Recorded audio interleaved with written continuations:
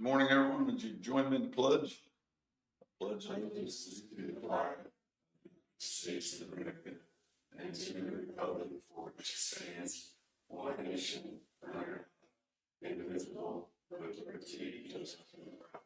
Pastor Bob from the Methodist Church in 9 Cities, going to give us an invitation. Let us pray. Lord, we pray for these council members. Lead them to do all the good that they can for all the people that they can in all the ways that they can.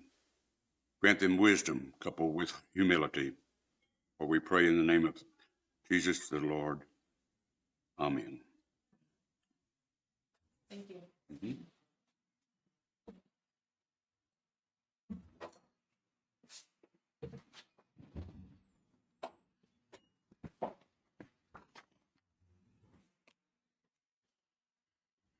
Make a motion to approve the minutes as written.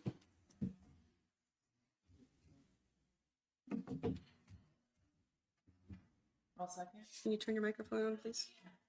I'll second. But moved and seconded. Any further discussion? All in favor, say aye. Aye. Aye.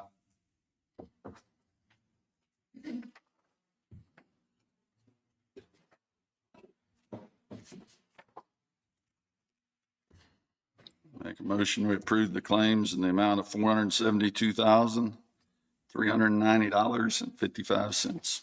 I'll second that motion. Moved and seconded. Any further discussion? All in favor, say aye. Aye. Aye.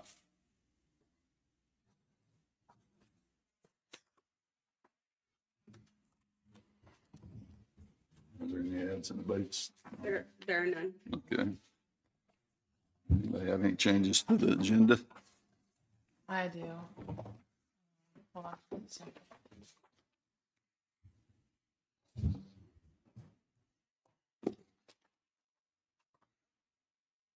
On the 11:35 emergency management meeting with dispatch Jesse and Randy, I need to move that to July 14th and add Jason Parker with GIS mapping.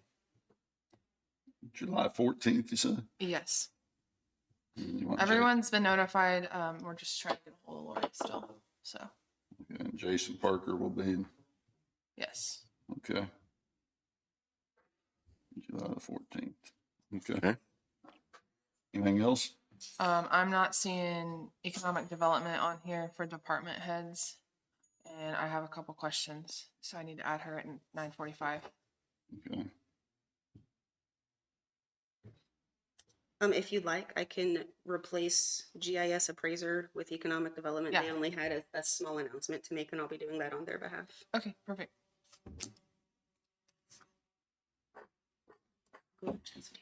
Okay. Thank you. Okay. Anybody else have anything? Yeah, we do have one interview today. Okay, I think that's it. Okay. I'll make a motion that we approve the agenda. I'll second. It's been moved and seconded. Any further discussion? All in favor, say aye. Aye. Aye. I'd like to read the sheriff's report.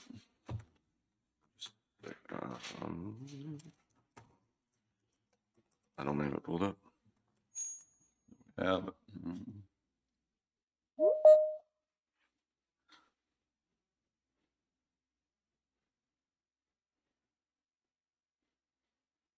I don't see it, do you? I don't. Okay, yeah, we'll move on then. Chris?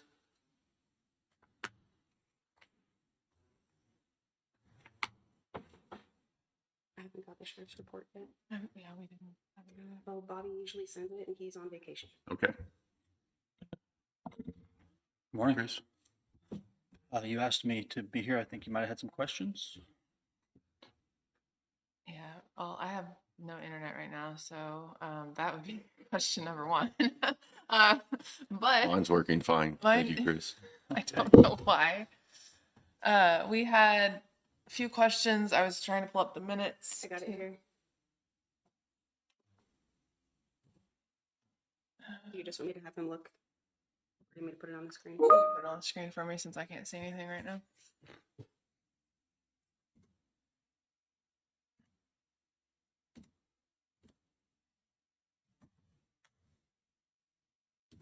Sorry, going as fast as I can.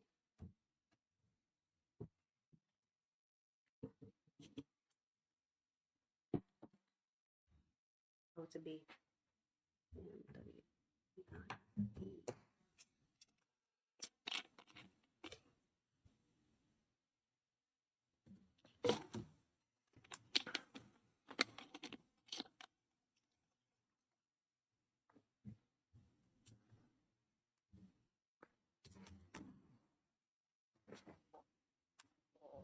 So this is the minutes when we navigate from our county website and we choose our minutes. Mhm. The minutes are correct, but the tab that pulls up here says 2006.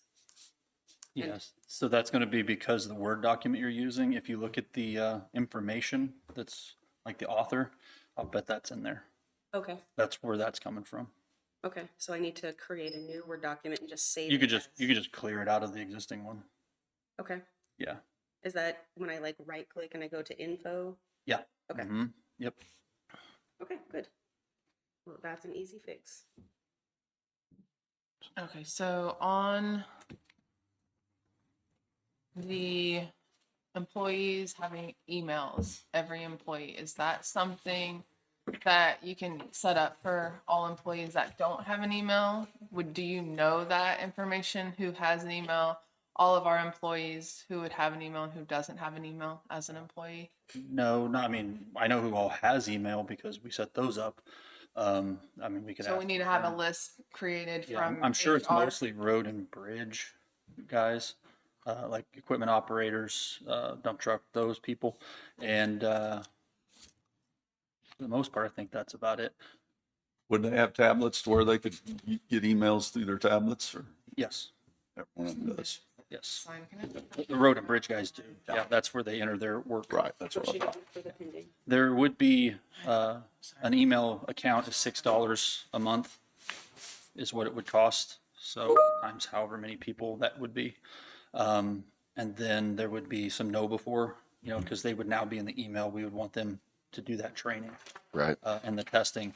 And that runs, so we paid in advance last year for 3 years.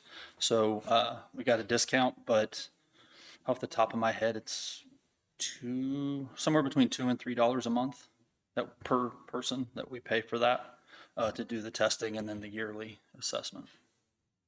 So it'd be a total of what to do this? Well, so if we, let's just go off of the number of $3. I think that's a little high per month on the know before, but it would be $9 a month for each. For all the road. Yeah, because that'd be 6 for the email and not 3 for the know before is what I would guess. Okay. And why are we using Know Before? Because they do all of our phishing testing and they give They're us the lots ones of who ones. sent you I that know. email.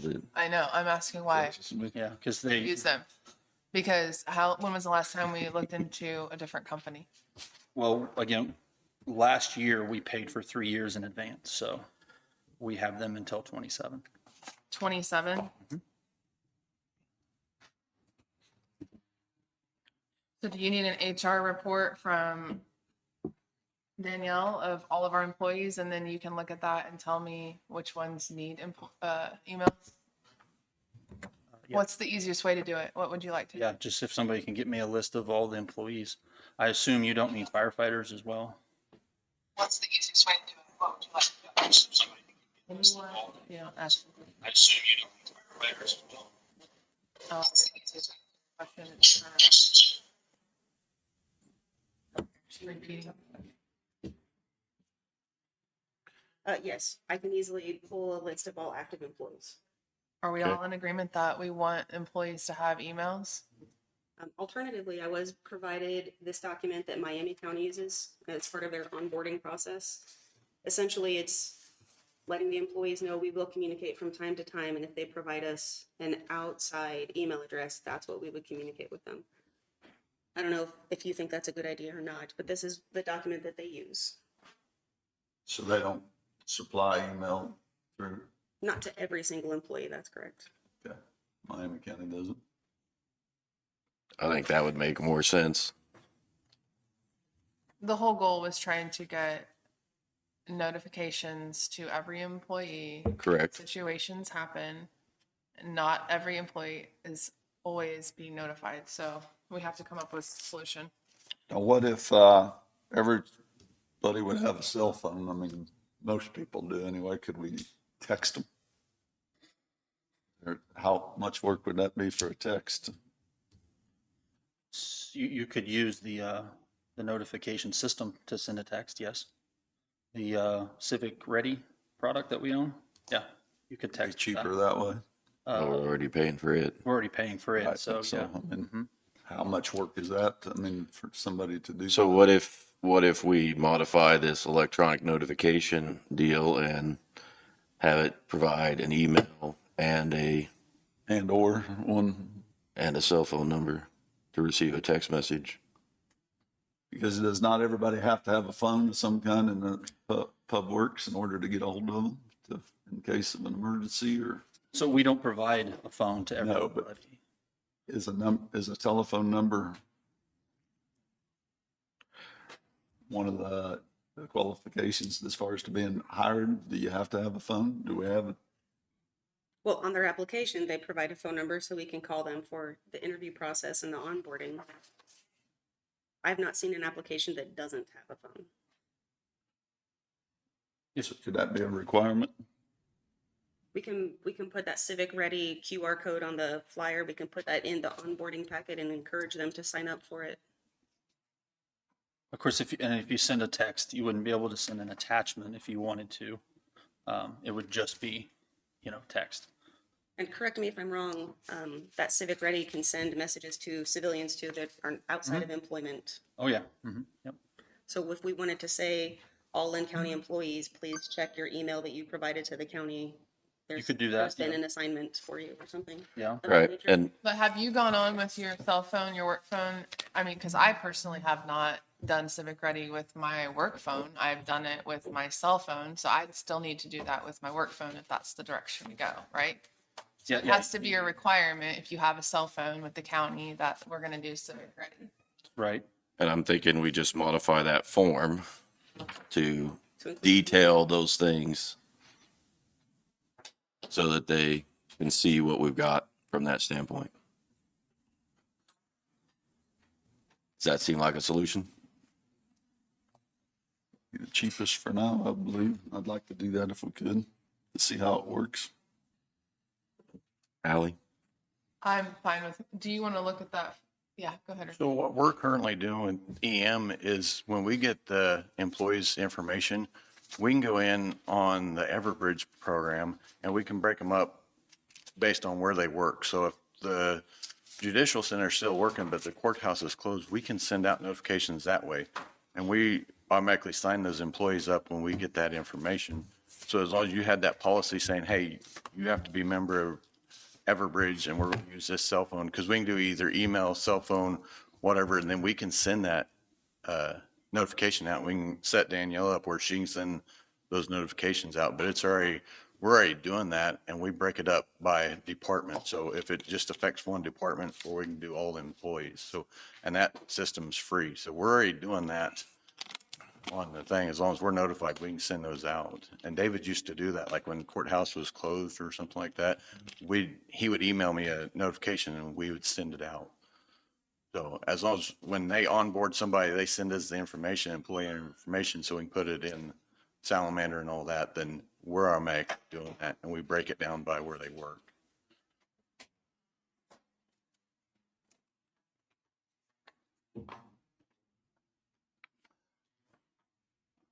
What is Okay. the difference between Everbridge and Civic Ready? One is through, go ahead. Yeah, I mean, Everbridge is a product that was provided to emergency management from Homeland Security.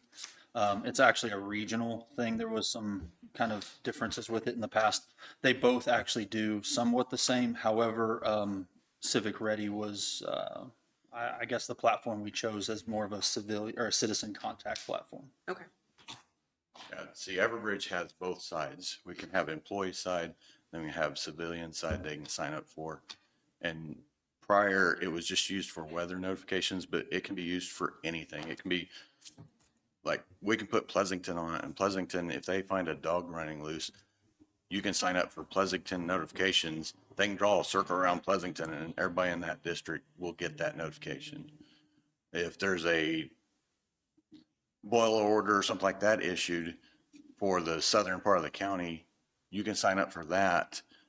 And if you live in the north part of the county, you go to the southern part of the county and part of this water district, as soon as you enter that district, you get that notification that there's a boil order. So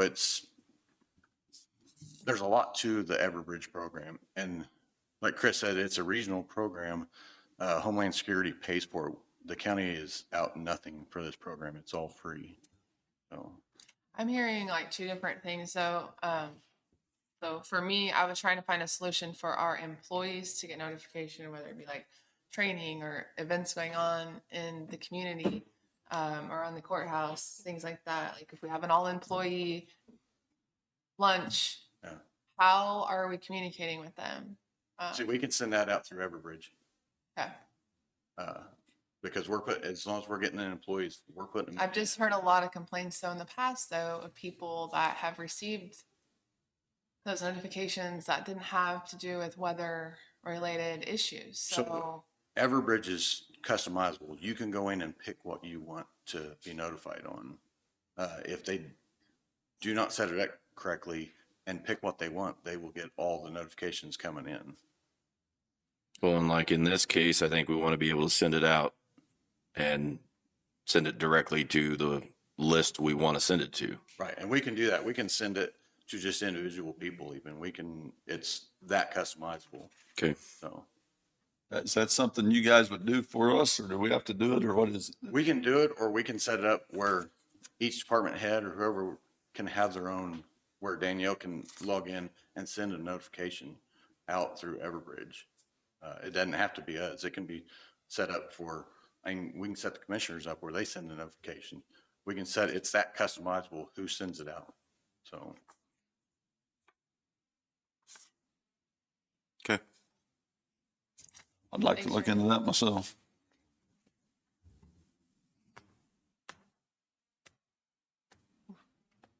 So the IT, emergency management, and Danielle are going to work together on trying to figure out how we're going to do this.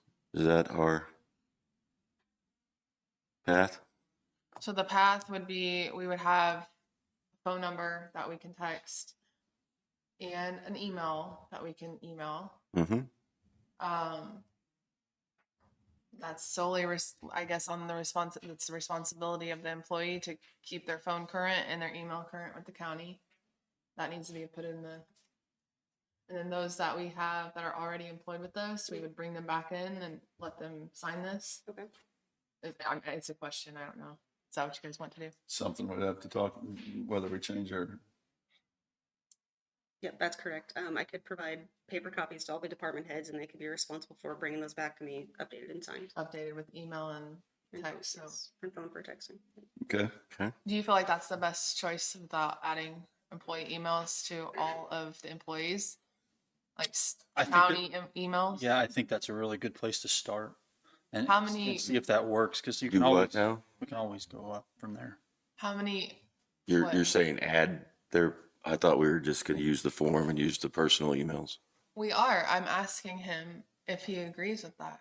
Okay. His opinion. Can you get me a list next week for all the employees that we have though, that have county email and have those next to them? So we know how many we're talking that we would need to get filled out. Okay. I didn't have anything else for you. Okay. Just I'll have Danielle update us next week, Okay.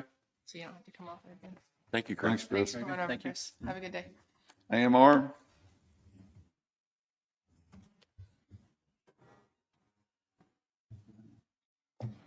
Morning, Dawn Brooks with AMR with your monthly report. We use Everbridge to communicate with our employees. We love it. We pay for it. If you have a resource that's offered to you, I would use it. It's really nice. It is very customizable. That's my 2 cents.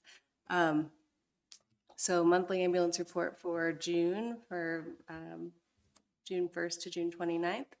Blue Mound had 11 calls, 3 transports. Centerville, 5 calls, 1 transport. Greeley, 2 calls, 1 transport. Lucine, 30 calls, 18 transports. Fontana, 1 call, 1 transport. Lynn Valley, 16 calls, 7 transports.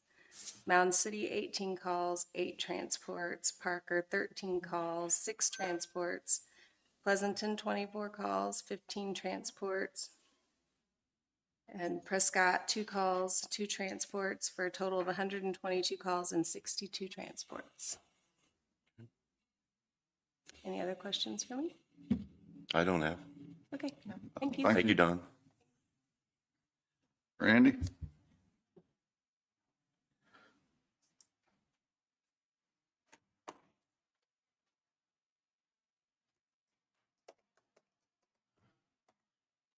Good morning, Commissioners. Randy Hagwald, Linn County Rural Fire and Emergency Management. The weekly call totals, we had 11 total calls this week. Brings our yearly total up to 328. Emergency Management has scheduled a cybersecurity awareness event.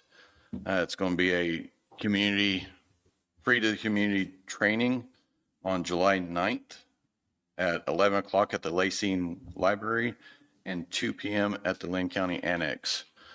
I spoke with Chris and we were asking, or I was going to ask if county employees could attend this, if they would be paid. I think it's put on by Eric Tolbert from the Kansas Information Security Office. He's one that'll be teaching the class. It's be a real good class, but I'd like to see it opened up to the county employees if they'd like to attend, if it's okay with their supervisors. What's the date? July 9th.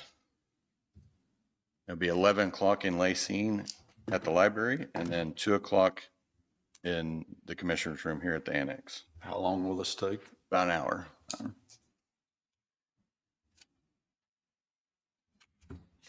I'm okay with it. And it's open up to the public. We'd scheduled one of these prior, weather and some other stuff conflicted. We had to schedule it. We had a lot of people pre-signed up for it, but this time, when we got scheduled, like I said, talk to Chris and see if the county employees could attend if they'd like. What do you think, Ally? I go back to the comments you made about the health department. So I guess if it's gonna be on like the department heads or the elected offices, those officials, not our decision, right? Right. But we're saying we'll open it up for them to, Yeah, I'm just making sure, like, we're not saying, yes, everyone can go. We're saying that still falls back on the department heads to department make sure heads they're and staffed. officials. Obviously, we can't say, oh, all the dispatch go over. Right. But I don't have a problem with it. It seems like it's short. It's not all day event.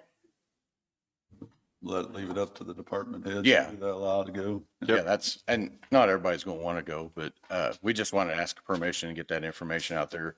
We'll send an email out to all employees and department heads today. Would you like to use Everbridge?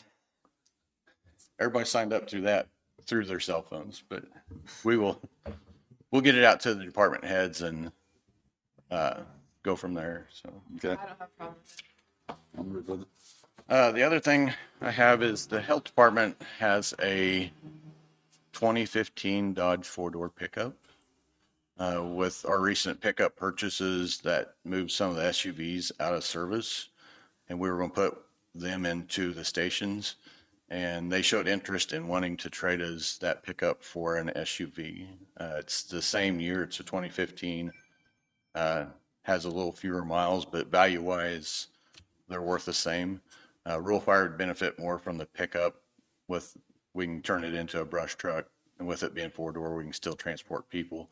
The health department would benefit from having the inside space of the SUV. So I spoke to Amanda and she's on board with it. I just wanted to get your guys' permission to do that. Okay, so we'd be transferring the truck that they got from the sheriff's department To Rural Fire. to fire and It'll be for that. swapping them out. Yeah, it'd be for the. And what are they getting? What's the? It's a SUV? 2015 Expedition. It's the maroon one that I drove. Okay. And like I said, looked up the value of them with the mileage and what they offer. They're equal value, so. Okay. I'm all right with that.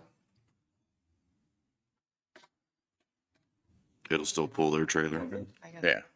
It'll pull everything that they have as far as trailer ones. Yeah, and I've told them this in the past, if they have a problem with pulling a trailer, we have 1 ton sitting around. We can always, in emergency, hook to it and Okay. get their trailers down the road, so. Okay. Okay. Do we need a motion to allow that to? That'd be up to, do you need a motion for that, or? I know when we done the one from noxious weed to rural fire, you guys did make a motion on that, so. Okay. That'd be a good idea too.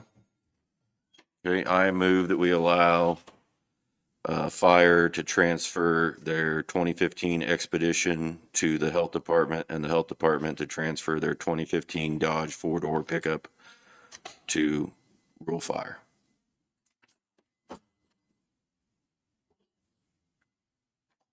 I'll second. It's been moved and seconded. Any further discussion? All in favor, say aye. Aye. The only other thing, we were donated a house in Pleasanton to do some training in. I will get with Jacqueline. I had a release from the previous county counselor that they had us sign when people donate a house that we can train in. I will get that to Jacqueline, let her look it over, and then be back next week to ask permission to approve that agreement. Did we ever have our training at the park house? We did not. No. It's still standing. Are you gonna use it or you plan on? If we get it done before they tear it down, Okay. we try to do it in the spring and then the fall where it's cooler. So if it's still around this fall, then we'll go in there. Okay. Remember when we went to that meeting in Overland Park or like the Yeah. health department? Have we signed that contract? Have we signed that yet? Sign. I thought that they were supposed to come in. I thought it was due in July when, What are you talking about? I don't know. Hold on. What was that document? It was like our emergency management. Oh, our EOP, Yeah. when we was should have that it done. due? We should have it done for you guys to approve by the end of July. End of July? Yeah. So Should we put it on the agenda so we don't forget about that? that's fine. As soon as we get it done, I'll bring it to you guys to look over. It's a requirement that you have to have by the end of the month. Okay. Can we put the OP on July 21st? And- You should have it before then. Okay, that's fine. We'll just That way move you- it on July Because it's 21st. not a small document. It's going to take you a couple Yeah. weeks to read through it. So Okay, we'll just put it on there for July 21st. And Okay. we'll notify Amanda because she's a big part of that as well. Sound good? every department in the county is. So, and that's some of the holdup is going through those departments and saying, hey, this is what you're in charge of and this is what you do, because it's a document that if something happens in the county, this is document we refer to. It's not a public document, it's a secure document. So they do that for security reasons, so they don't want people to know what's going to happen, how we're going to handle something when it goes bad. So, but every department plays a vital role in that. So we've been going through each one saying, hey, IT, you're in charge of this. This is what's happening. And that's what, at that meeting you're talking about, that's where the health department, they had a lot of questions. Hey, it says we're in charge of this. And since then we sat down with them and went through that and said, here, this is, and kind of done like a tabletop, and they're like, oh, okay, we understand now. So, Oh, I agree. I've talked with her since the meeting. I think we've come a long way. I just yeah. keep forgetting to kind of circle back to that. And I Yeah. knew that was due in July and Yeah. I just kind of forgot about it. So Yep. We'll be good. So, perfect. Thank All you. right. Thanks, Have a Randy. good day. else? I don't have anything else. to All right. Thank you. Thank you, Randy. Lisa? Lisa Kelstead, County Appraiser. Couple of things. Number one, I got an email from Bob Kent today. Daniel, that's for you. They need a signed copy of my paperwork. Okay. And secondly, I'm here, Jason Parker was supposed to be here also. We have 3 employees retiring this week, and we would cordially like to invite you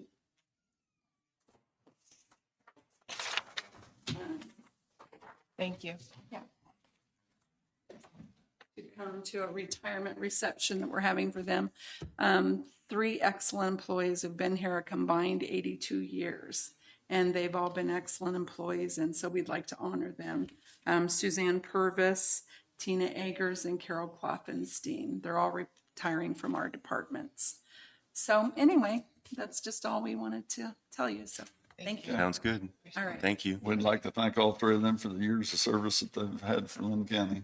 We are sorry to lose them, but I guess they have to go, so we have to let them anyway. Thank you. Thank you. Thanks, Lisa. Bye. Lisa, Yes. can you hang tight for just a second? Yes. I'm gonna print another copy of that. Have you sign it and then sign it to me. Okay, thank you. I guess Chastity?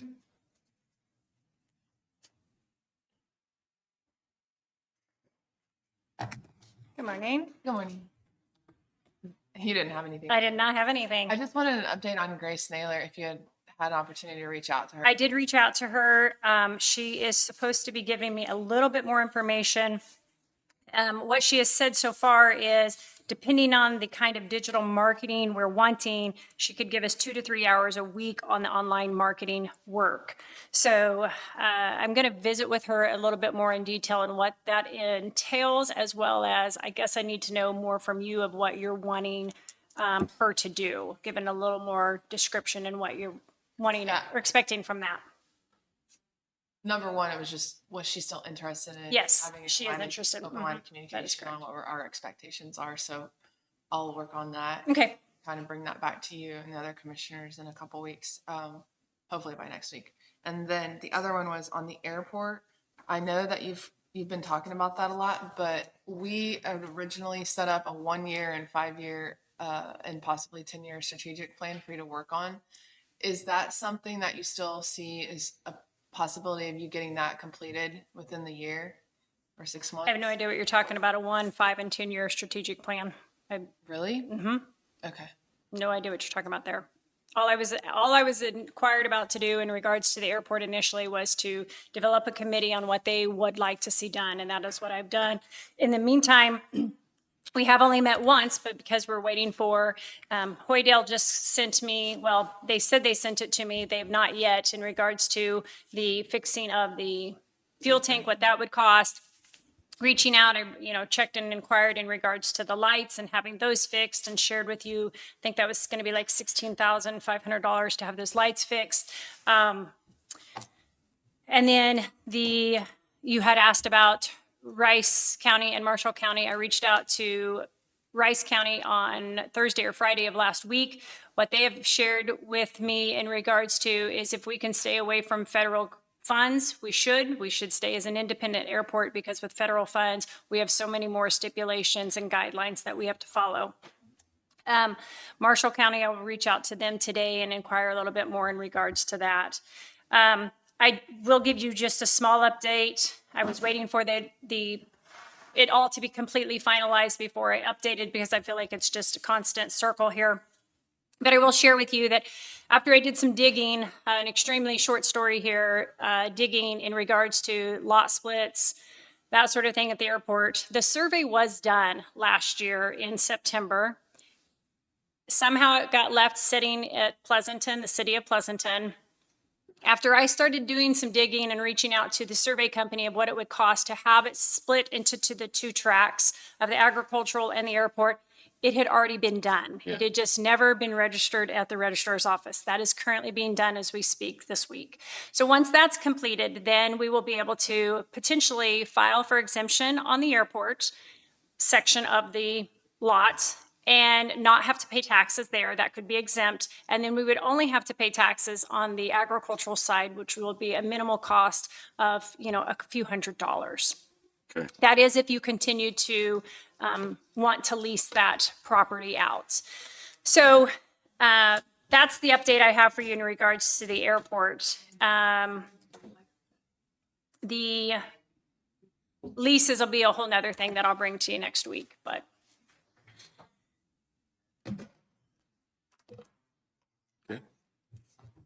Anything else? No, I'll try to get you Grace Naylor's, like what I. would yeah, what you expect. envision there, sure. And so just so we're clear on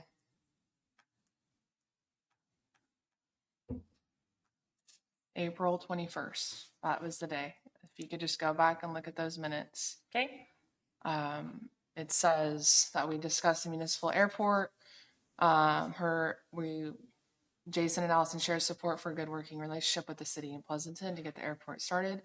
Chastity to return with a solid 1 to 5 year strategic plan with goals with quarterly meetings of the airport committee. So just go back through those minutes and kind of read what we had discussed and what our expectations were on that. For the I will airport. be more than happy to do that. On another note, I just want to let you know that the carpet's going to be cleaned Wednesday afternoon. I believe there's a meeting in here, a budget meeting with you guys on, is that correct? That is correct. Wednesday, okay. So they'll be in here like 4:15 or 4:30 to clean the carpets in the entire building here. Also, the mention of Everbridge that was brought up. If we are going to cancel Civic Plus, Civic Ready, whatever it's called, please double check that contract because I think there might be a 30, 60, or even a 90-day notification that we're not going to use them anymore. So I remember that being a conversation of a bill being paid and if we were going to cancel that. So To circle back to the carpets getting shampooed, were you the one setting that up? Joyce did. Okay. Do we know if they'll be dry in time for the retirement party that's in this room? Probably not. On Thursday? I don't know. I will inquire about that though. Okay. Joyce is on vacation this week, so we will reach out to the company and inquire about that. So, yep. Okay. Yeah, Sounds thank you very good. much. Thank you. Yep. Thank you, Thank Chastity. you. Commissioners, we've already made a motion to approve resolution 2025-12, but we didn't have a signed and sealed copy to send to Kansas Department of Revenue.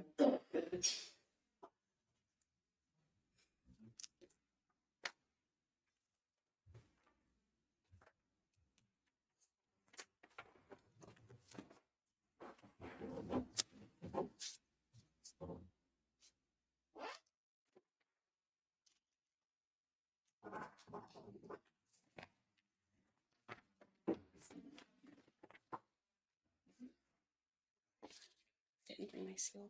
Ask Rose to stamp it with the seal.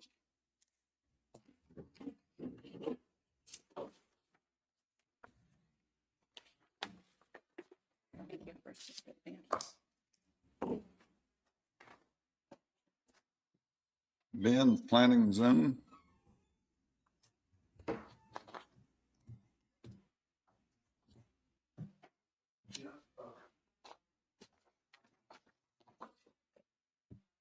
Yes. Good morning. Morning. How's it going today? Not bad. Okay. Do you have an update? Yeah, we have an update. I'm gonna turn it over to Jesse because I was out and I did a little bit of research, but he kind of has a more firm grasp of it. Okay.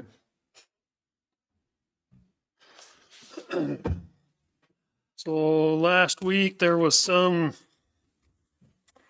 things said in commission meeting during public comment that we need some clarification on. So we're gonna go over that.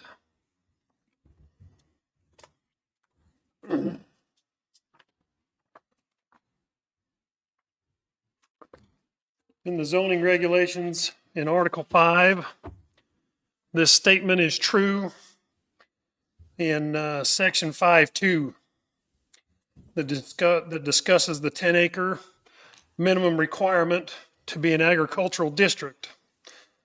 That is true. It states that in 5.2 and 5.7 of the zoning regulations for the agricultural district.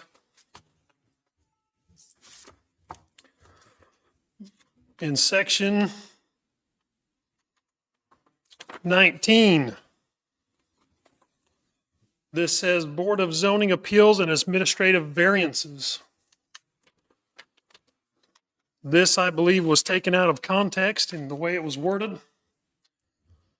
The Board of Zoning Appeals shall have power to hear and decide appeals where it is alleged there is an error in any order, requirement, decision, or determination made by the zoning administrator in the enforcement of these regulations. Appeals to the board may be taken by the person aggrieved or by any officer, department of bureau of government affected by any decision of the zoning administrator. Such appeals shall be filed with the zoning administrator within 60 days after the ruling has been made by the zoning administrator. The zoning administrator shall transmit to the secretary of the board all papers constituting the record upon which the action appeal from it is taken. An appeal stays all proceedings in furtherance of the action. Appeals from unless the zoning administrator certifies to the board after the notice of appeal has been filed that a stay would, in the opinion of the zoning administrator, cause imminent peril to life or property. That states nothing about an appeal for a building permit in that section. It deals with zoning. Go to Article 21 that states building permits. If you go to 21-9 of appeals, in the event of refusal to issue a building permit, the applicant shall have the right to a hearing by the Board of Zoning Appeals. Appeals shall only be permitted after a payment of required filing fee. It states that the applicant can appeal the building permit if it is not issued. It was stated last week that several appeals have been filed. The only one that we have seen is one from Mr. Longnecker. If you go to subdivision regulations, Article 6.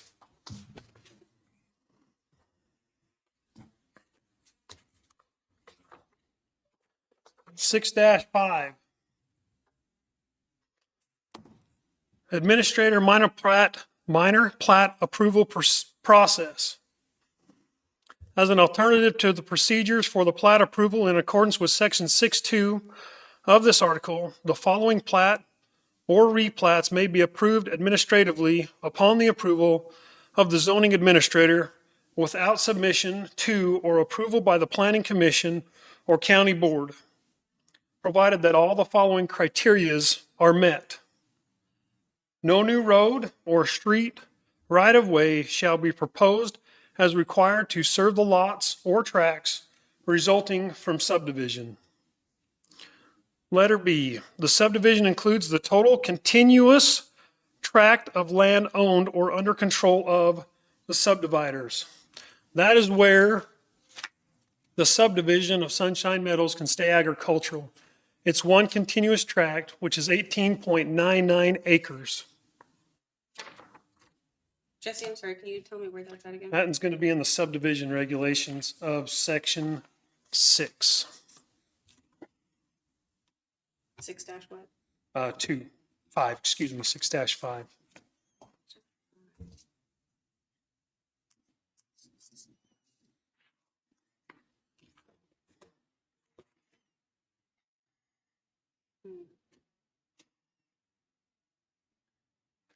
You got to go back out to the home page. Then it'll have planning and zoning.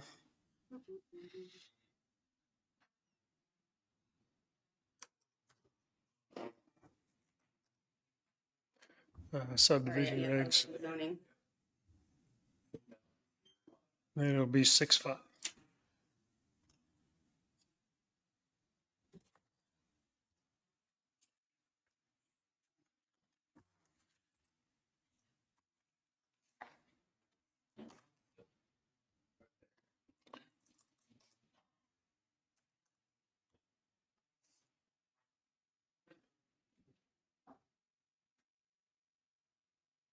Subdivisions include the total continuous tract of land. This is one continuous tract that creates the subdivision of 18.99 acres.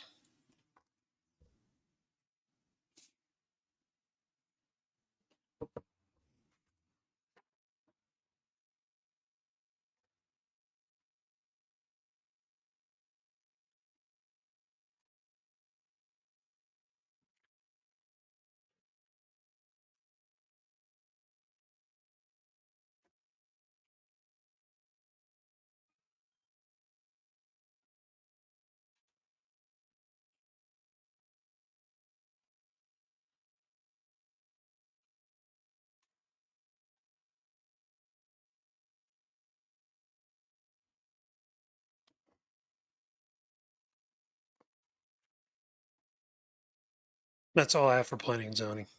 Okay. Guys have any comments on it? Or are we moving forward without? Yeah, okay. Have any comments? I don't either. Okay. Move into the public works. I sent out last week's report. I do have culvert bids I'd like to open today. We can do that first if you'd like. Yeah.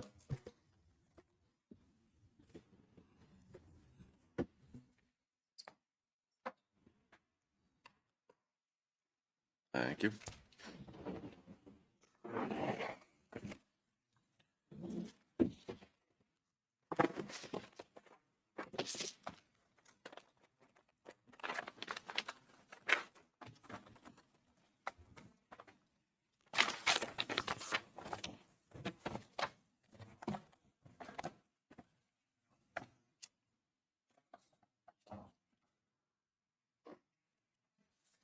This one's from Metal Culverts Incorporated at Jefferson City, Missouri. The total of $243,626.79. J&J Drainage Products from Hutchison. For $151,067.90.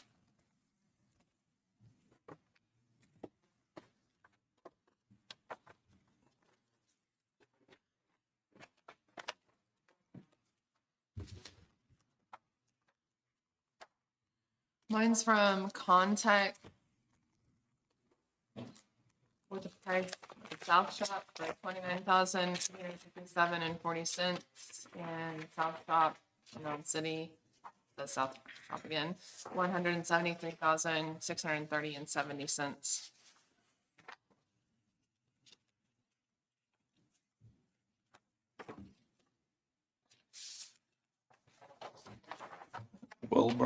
Wellborn Sales Incorporated from Salina, Kansas for a total of $176,345.78. Is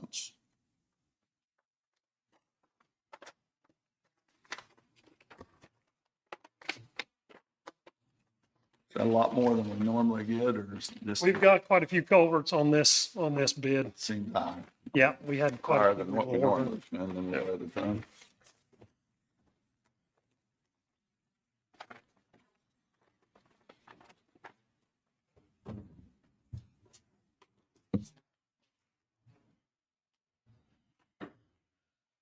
We'll go through those and qualify them and bring them back to you Okay.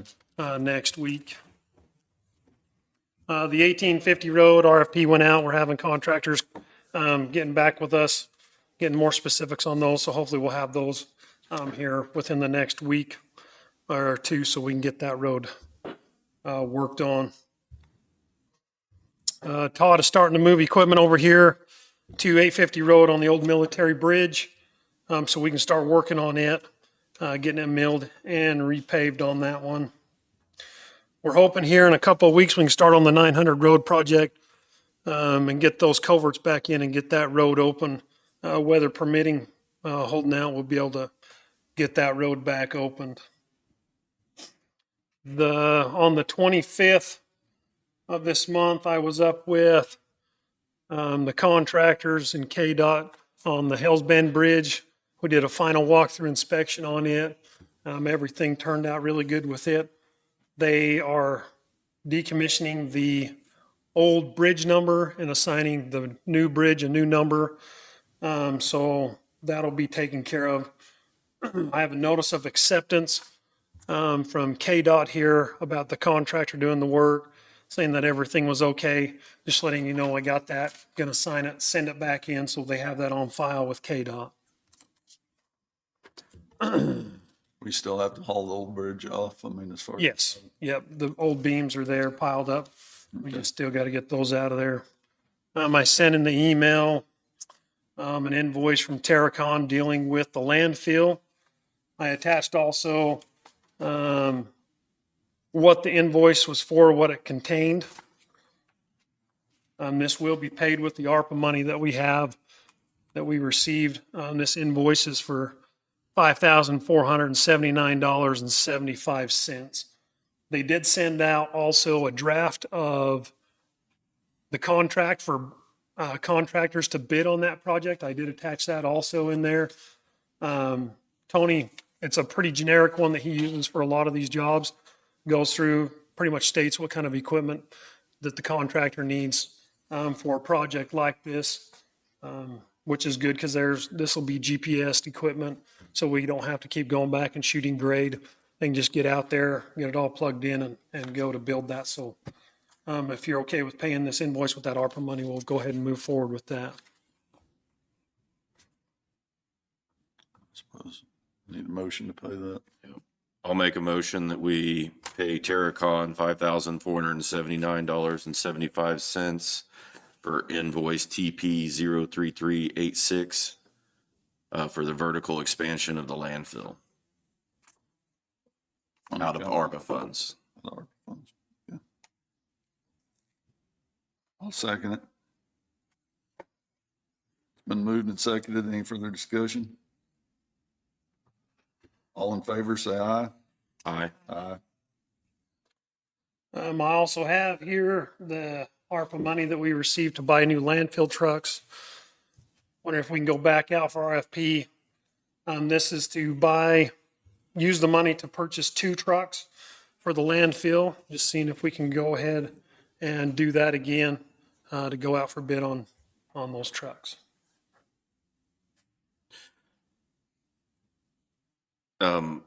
My only question on that, Jesse, is, so, I mean, the bids came back incredibly higher than what we'd set aside for ARPA funds. Okay. Are we going to be able to afford 2 trucks? I don't know. I Okay. don't know. I wasn't in on that bid process. I thought it was over myself. I mean, it was last time. Yep. I know that bid, I do know the bid was for 3 trucks last time. I don't know what the bid was per truck, Okay. so I can go back through and look at that. Go back and look and make sure Okay. what we got before we. Before we send it out for bid, Yeah. I'd like to know, okay, so what we're short, and then if we have the money sitting in equipment reserve, and if that's adequate To finish. to finish that before we go out for bid, I would rather have that all kind of lined out where the money's coming from. You bet. You know, we have those prior bids to Go on. give us an estimate of what it came in at. He was just concerned about the tariffs last time because nobody told us what it was plus tariffs. Okay. That's Yeah. what the last bid was, so we didn't really know where we were on the bid. Right. Oh, But fair I enough. still think just having the funds, knowing Exactly. exactly where we're going to come from on them would be beneficial. Okay. Fair enough. We can do that. I need 15 minutes of executive session for employee performance. If we can do that. With 3. With the 3 commissioners and Danielle, please. Would you like Jacqueline to be present? Yes, she can be. I make a motion, we go into executive session for 15 minutes with Jesse, the 3 commissioners. Jacqueline on the phone, Danielle, for employee performance. You know what number that is? 754319B parentheses 1, non-elected personnel. That's my motion. I'll second it. Moved and seconded. Any further discussion? All in favor, say aye. Aye. We'll return at 10:09.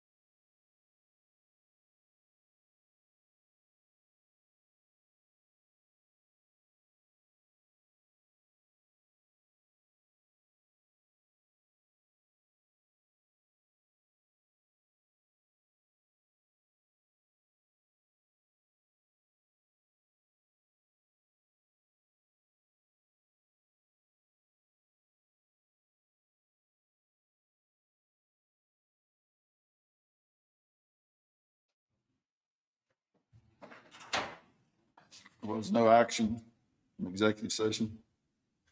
Can I also get 5 more minutes of executive session with the 3 commissioners and Danielle for a new hire? I'll make a motion. We go into, Jacqueline, can we do an executive session for that? We have in the review past. applications. No, there's not executive session for that unless we're talking about negotiations. Would that, Does it fall under review applications and resumes?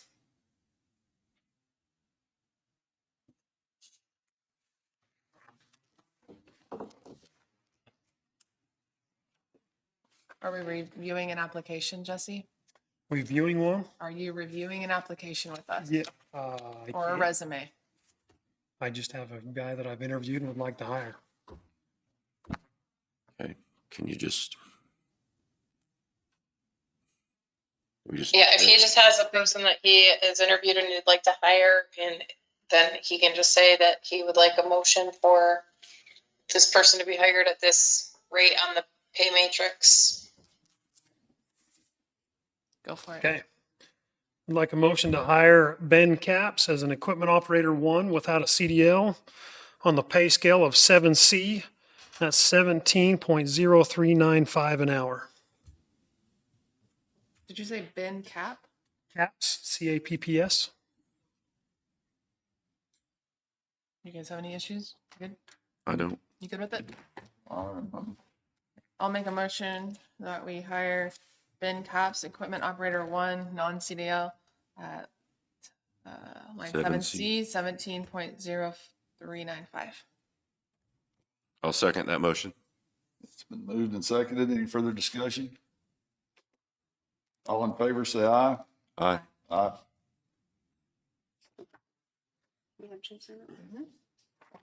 Okay, the Parker Senior Center, where we signed our lease agreement. It's my understanding there's some things in there, like a piano and a couple other things that are in there that I don't think that the city of Parker wants. When Mike Chappelle gets back from a parts run, I'll get a hold of him to go over there and go look and see what's in there. I'll get with Jason Weber to see what items that they don't want. And then we'll just need to find a place to move those out and store those. Can that not just be on the responsibility of Parker? We signed the lease. I can visit with Everything Jason. is theirs now. So we didn't take anything else out of it except, We can do that. He called me and he said there was things that they did not need, so. And I told Jesse about it, but I don't have a problem with leaving them myself if they can get rid of them or if it's something that we do not need or. I just feel want. like Michael has a lot going on. So I didn't know if you had Yeah. time to get over there and do that. So if we agree that if it's a piano or something like that, they want to sell it, they want to get rid of it, they can do that. It's their building now, right? We don't need to take any extra work on to remove things. Do we? I guess we can ask Jacqueline to make sure, but I don't know that there's anything that, it would just be a surplus equipment resolution, I believe, whatever's in the building that we are relinquishing to their discretion. Right. That's right. Okay. so I guess we just get a list of what it is, surplus. Okay. Unless they're asking us, or did they ask you to remove it? That's what they I asked. don't think they want it, so what I'm thinking. I didn't really ask the question, but he told me it was there and if they didn't, more or less, they did not need it. Cool. Okay. That's all I have at this moment. Okay. Thank you, Jesse. Thanks, Thanks. Jesse. Thank Agency, you. will this new hire be road 1, 2, Road 3? 1, sorry. Thank you. You have anything else, Danielle, before we go to public comment? I do not. We'll open it up for public comment.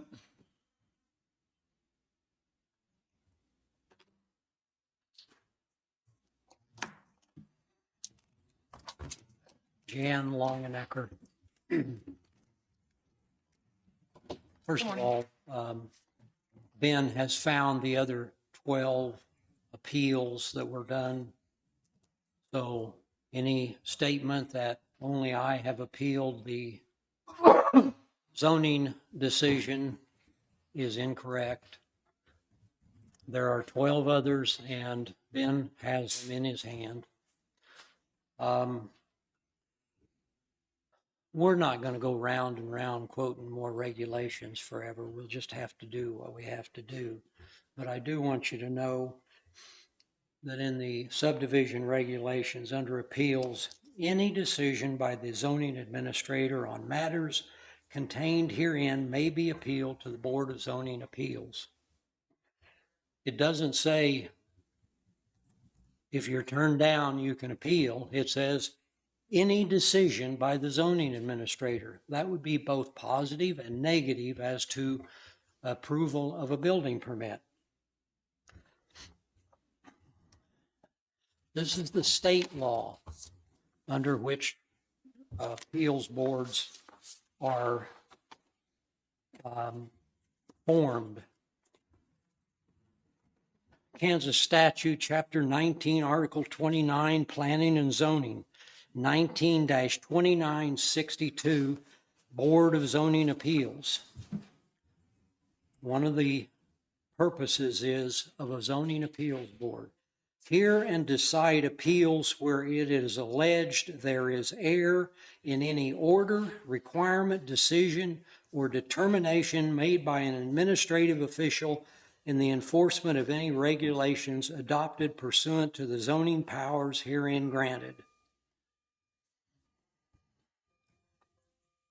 Where it is alleged there is error in any order, requirement, decision, not just turning down a building permit. Any decision by an administrative person may be appealed according to state law, and the Linn County zoning ordinances and subdivision regulations mirror this state law. At this point, the only thing we need to know, are you denying our appeal? Is there not going to be a hearing and we will proceed? Or, you know, I feel sorry for Jesse. He's got way too much going on. Ben's brand new. They are clearly wrong, just flat wrong.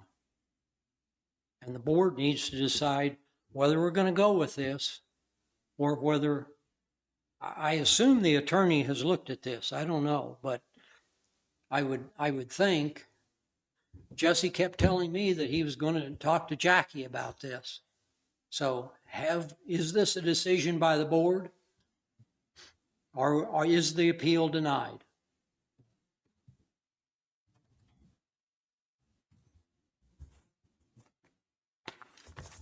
I haven't seen an appeal. I would like to be informed what's going on, I guess, in a way. I haven't seen an appeal. Jacqueline, have you? So what he just read from the state statute has to do with the zoning appeals, and that the time to appeal the zoning portion, so the minor plating, that has elapsed. And so there is not an appeal that is available to Mr. Longnecker as it pertains to the building permits through our codes. And so there's not an appeal to be denied. It's an improper appeal. The appeals process allows for appeal of zoning zoning decisions, of which a building permit is not one. And so there is misinformation being delivered, and it isn't that an appeal is being denied, it's not a proper appeal. Thank you. Okay. So Jacqueline, just to clarify, we do have the 12 appeals and they're all improper. I haven't seen 12. So, I mean, if Jesse or Ben wants to come in and talk about that, what I know of is one application that was filed by Mr. Longnecker.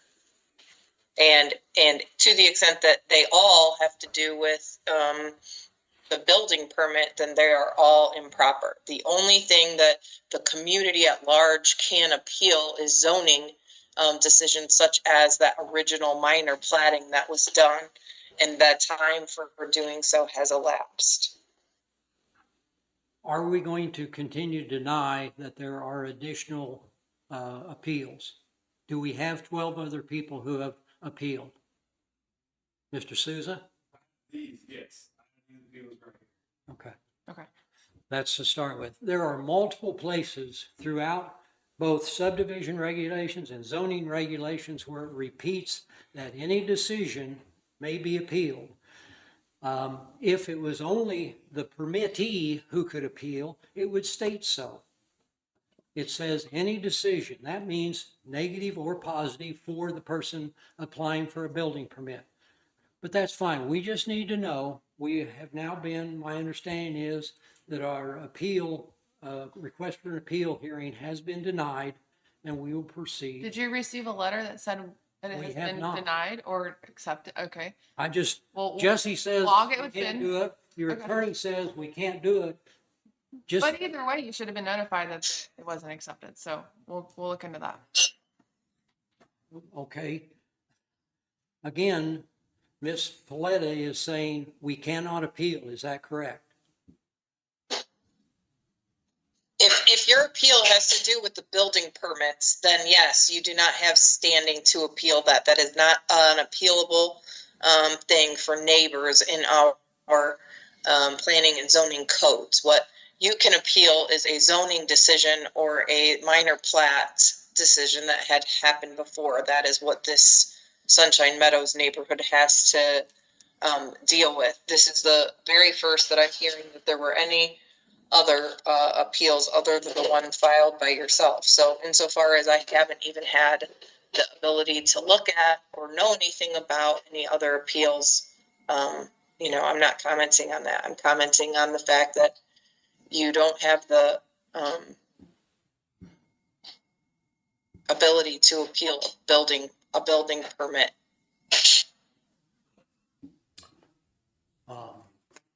Are those appeals regarding building permits? They're the same. They're just, our attorney put wording in that was maybe better than what I did freehand sitting here. And Ben, can you send those to Jacqueline so she can review them? Yeah. And have an answer next week Yes. regarding the appeals. If it's an improper appeal and we receive an appeal that's improper, I feel that we should be able to send those who had filed the original appeal and notifying them that it was improper if that's our standing on it. Thank you. Otherwise, it looks like we didn't make a decision and let you know. So we'll have something to you by next week. Thank you. Thank you. Anyone else? Sheriff James Akes, I just have something to hand to you. We don't need to discuss it. It's just it's a budget comparison is all it is. Thank you. You guys don't have to read it now. Just what Ally asked for on Friday. Good. Can you make sure that the attorney for the county, Yes. and I sent it to Jacqueline too. Okay. Thank you so much. I appreciate it. Thank you, James. Anyone else?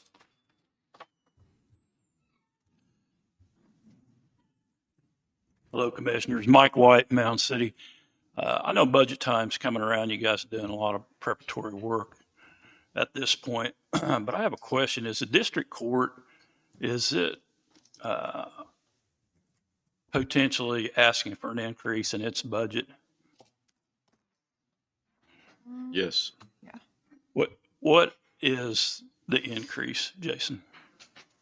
I think it's 30,000.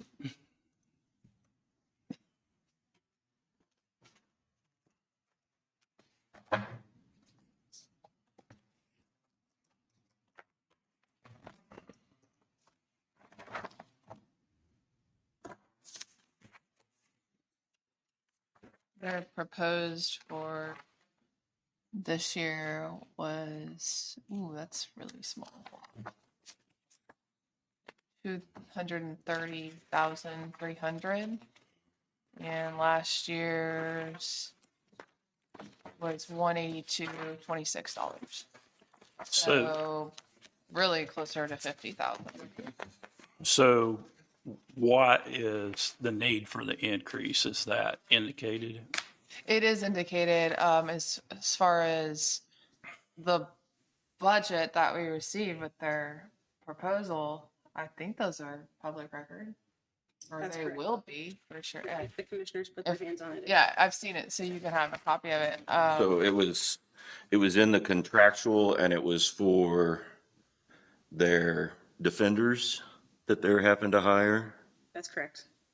They increased 35,000 on that, which was the change in the budget, the total change in the budget that they submitted. 35,000 is what, yeah. So They've increased in court reporters, they've increased on trial costs, they've increased on quite a few things.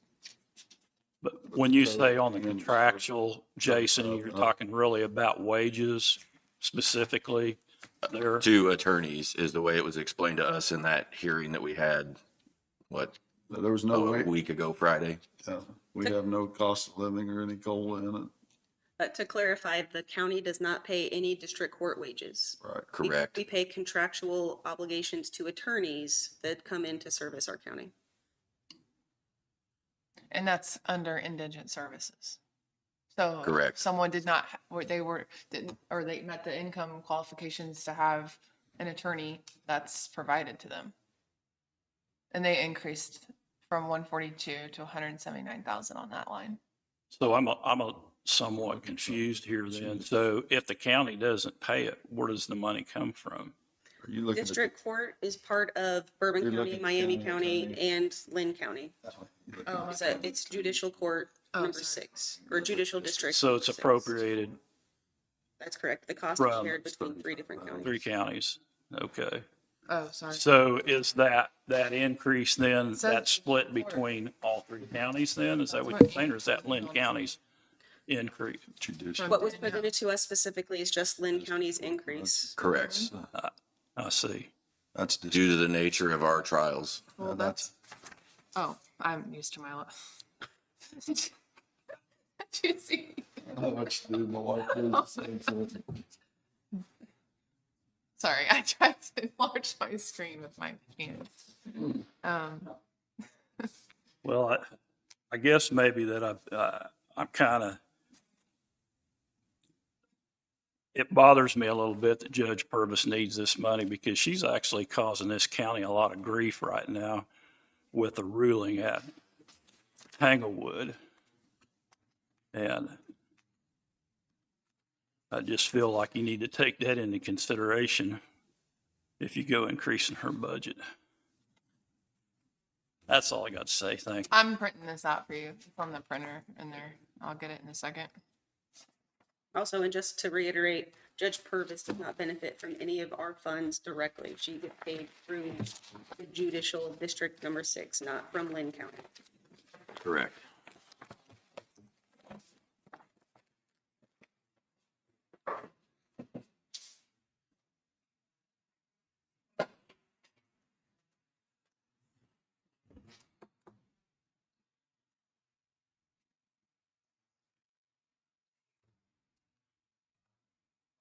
Okay.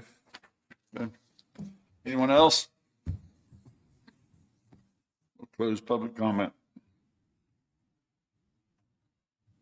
Crawcan?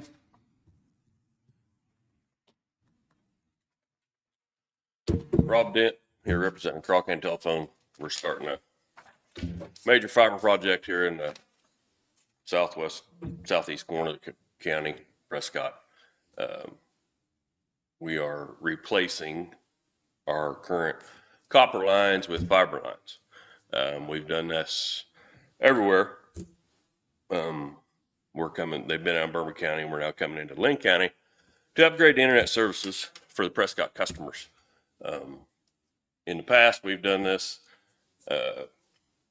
We're coming into county, I don't know, we go 3 or 4 miles and got about $3,000 worth of permit fees already. In the past, we've done a blanket permit for these jobs, and Crawcan is interested in talking to commissioners about doing that again. We're spending this money out of our own pocket. This is Crawcan funding this ourselves. We haven't been in here asking the commissioners for money to bury fiber line or anything else. We're coming this out of our pocket, upgrading for our commissioners, for our customers. And I'm not for sure, was it $3,000, $3,300 worth of permits, and we're getting into county 4 miles or so. So what was it you said had been done in the past? Allison, I don't know if she's forwarded that email. When we did almost 100 miles in Pleasanton a few years ago, the commissioners gave us a blanket permit for $1,500 to take care of that. I can send it to you. Is that okay? Then you send it out to me. Was our cost in the permitting. Okay. My question is this in your regulated area or is this? Yes. So when you're saying you're footing the bill, you'll get recovery. They will get recovery over 10 years. Jake, I'm not the accountant, Jason. I'm just the guy that makes the green lights come on. Okay. The people that write the checks, and they couldn't be here today. So, I understand. yes, they will get their recovery, but we are replacing lines that we already have in the ground that we're already paying taxes on every month to the commission, to the county. Okay.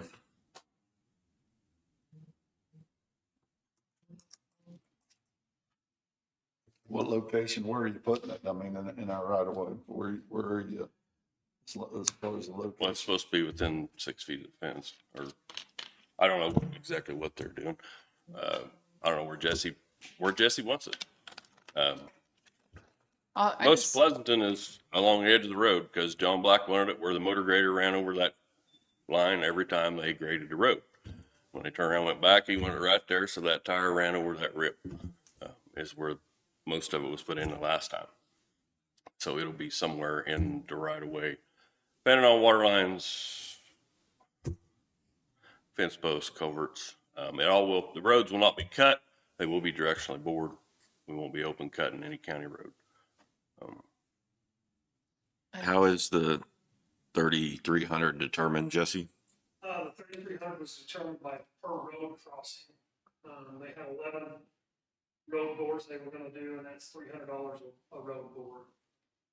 Okay. I'm sorry, commissioners, can you reiterate that, or Jesse, can you say it again at the microphone?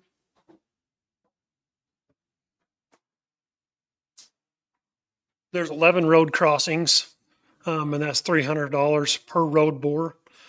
So that's how that was determined on that, was $3,300. Were you able to find, Jesse, where we had done this before as far as? So there's several companies that have done projects in here in the county, that have crossed roads, put stuff in our right of ways. The only ones that I've seen that were waived were ones that we had given them money for, funding for. Grant money, I believe is what it was, to go through there. What the biggest one that we found was for $11,000, and that was the Landtail project that went from county line to county line. That was a grant, right? No, No? That was where we used the ARPA money on that one. that was the one that we waived. We waived Which some with Landtail people. project? People's Telecom got waived. On Quickcom. Quickcom was the other one. But you're talking the 11,000 was the Evergy Was the Evergy one? Yes, that we did not waive. correct. Averaging from the power plant to the west, to the. Correct. Yeah. Yes. Commissioners, I've uploaded to your SharePoint minutes from 2014, which is what Rob was referencing as far as previously. I also uploaded the utility. I also uploaded the utility installation policy that was shared with Allison.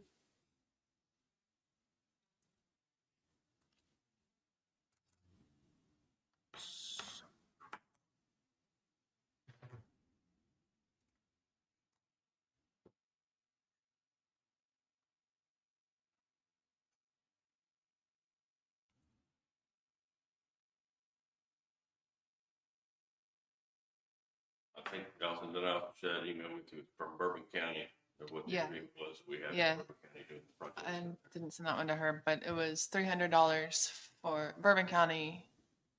Gave them what was it for the year? Mike, please. No, like permit. Yeah, and theirs was $300 for them just to get the services to their people, so.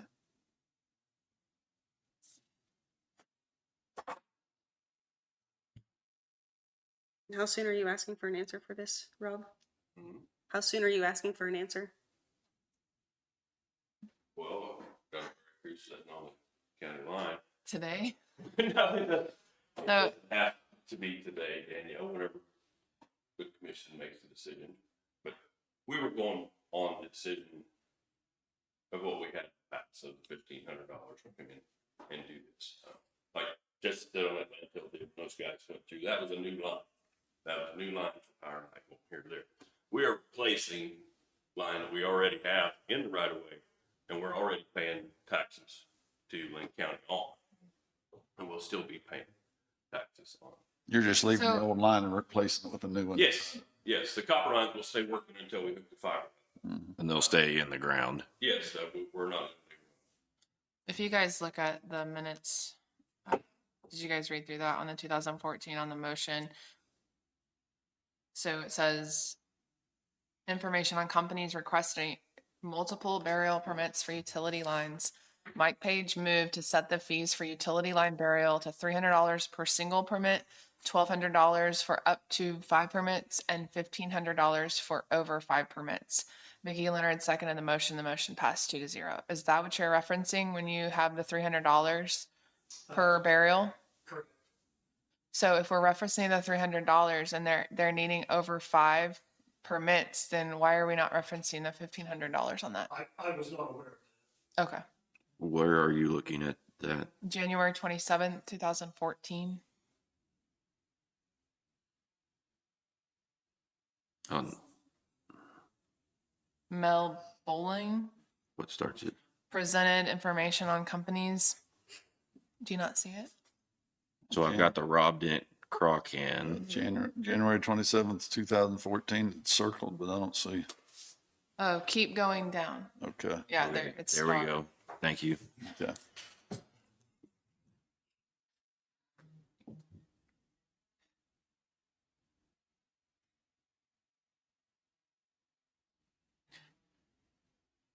Okay. Do you reference, Jesse, $1,200 up to 5 permits? Do you use that, or is it just you're just using 300? Have anybody come in wanting Yeah. 5 different road crossings, just one or two?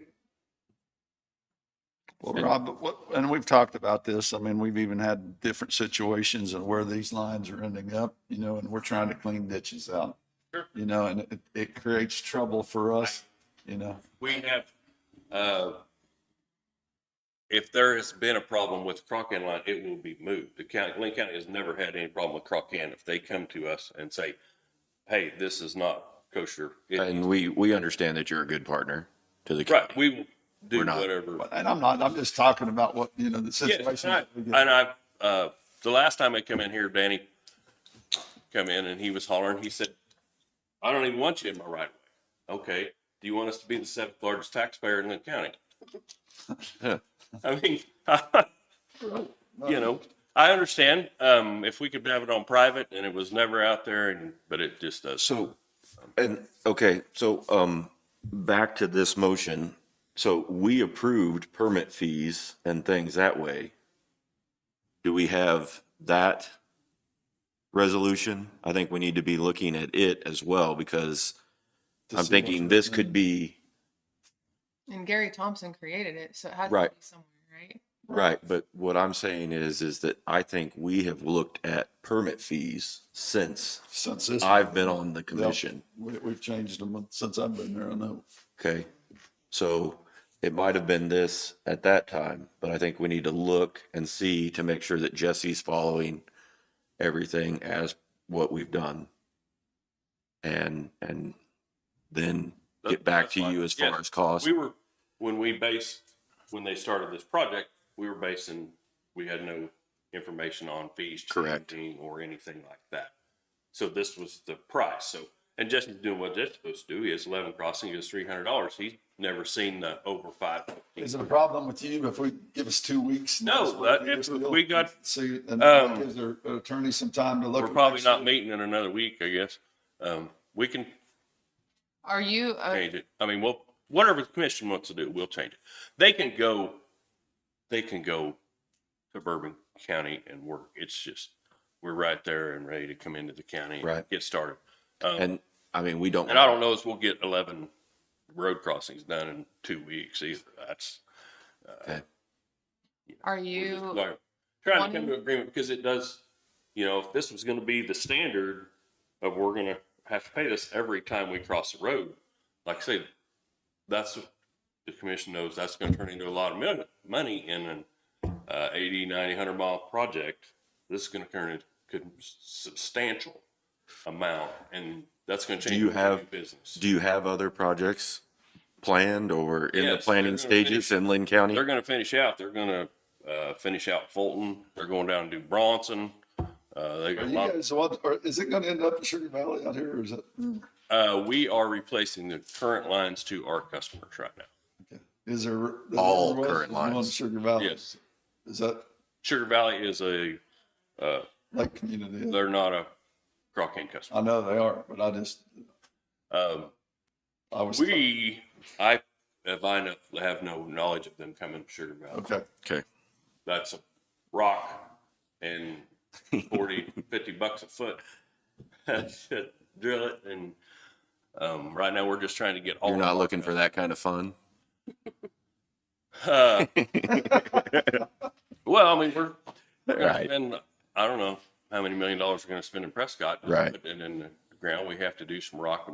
We're gonna do the rock for our customers first. Right. We did come in and did the city of Mount City, and we've never had. So this is just like your trunk line or something along those lines that's No, coming this in? is a subscriber line. We'll be providing a gigabit of internet to every customer. Okay. It's not a trunk, it's a individual service. But I'm just saying you're going to be branching off of it or We have and extended. doing more in the Linn County to reach your subscribers? We're gonna do all of our subscribers first. Okay, in Linn County. Yes. We already have the Pleasanton Exchange, Trading Post up in that, or all of our customers there are fiber currently. Right. So Prescott was the last piece of Linn County that we haven't done. Okay. They finished out in Bourbon County last year, or That's Bourbon County, Bates County last year, and they're working in Bourbon County now. You got a lot in Miami County too, haven't you? We do not go into Miami County. No. That's, people. We don't get much north of Trader Post, a couple of miles as far as we go. Okay. are you agreeable to the $1,500 for over 5 permits? Yes, For the entire that's not a project? problem. I believe that was, the $1,500 was figured into the amount of money we're gonna spend in Linn County burying the line. $100,000 was not figured into what they're looking to spend. So can we, Let's That's fine. need to cross-reference that motion to the resolution to see if that's what you're following. Sure. And we'll work on that this week, hopefully have an answer in a you couple want a weeks. week, 2 weeks? What do you want to do? What do you think, Jesse? 2 weeks? Go. Okay. Put it on for July 20, or wait, 14th, sorry. Because it is and if, I don't know, they may come up and write the check permit, so we don't have to try to redirect the crew and to get that going. That's fine. And we'll still continue to work through it to try to Okay. see what we need to do. That's probably what we'll do is try to, instead of trying to turn that crew around and send them somewhere else. Okay. We'll probably come up and. Right. Are you guys okay with that? 2 weeks, that'll give them that much time, but That he would pay something that possibly is not in the resolution, and then we would refund him. I'm okay with that. Okay. so we could all be on the same page and That'll be fine. continue. to keep And going. we'll just have That'll work for Danielle me, reach brother. out to you for an answer, call you. Is that okay, or did you want to be here? Yeah, that's fine. I can come back or you can call me. Okay. Okay. But like I say, it is all, we are replacing lines that were already there, not branching out new lines.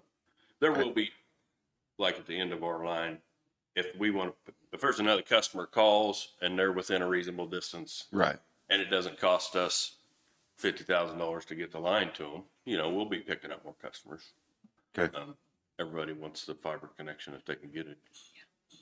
For sure. I mean, Mr. Martin will tell you, he's very glad to have it here in the city. It's how we make all of this work. That's right. Thanks, Rob. Thank you, Rob. All right, thank you. Thanks. Have a good day. Yep.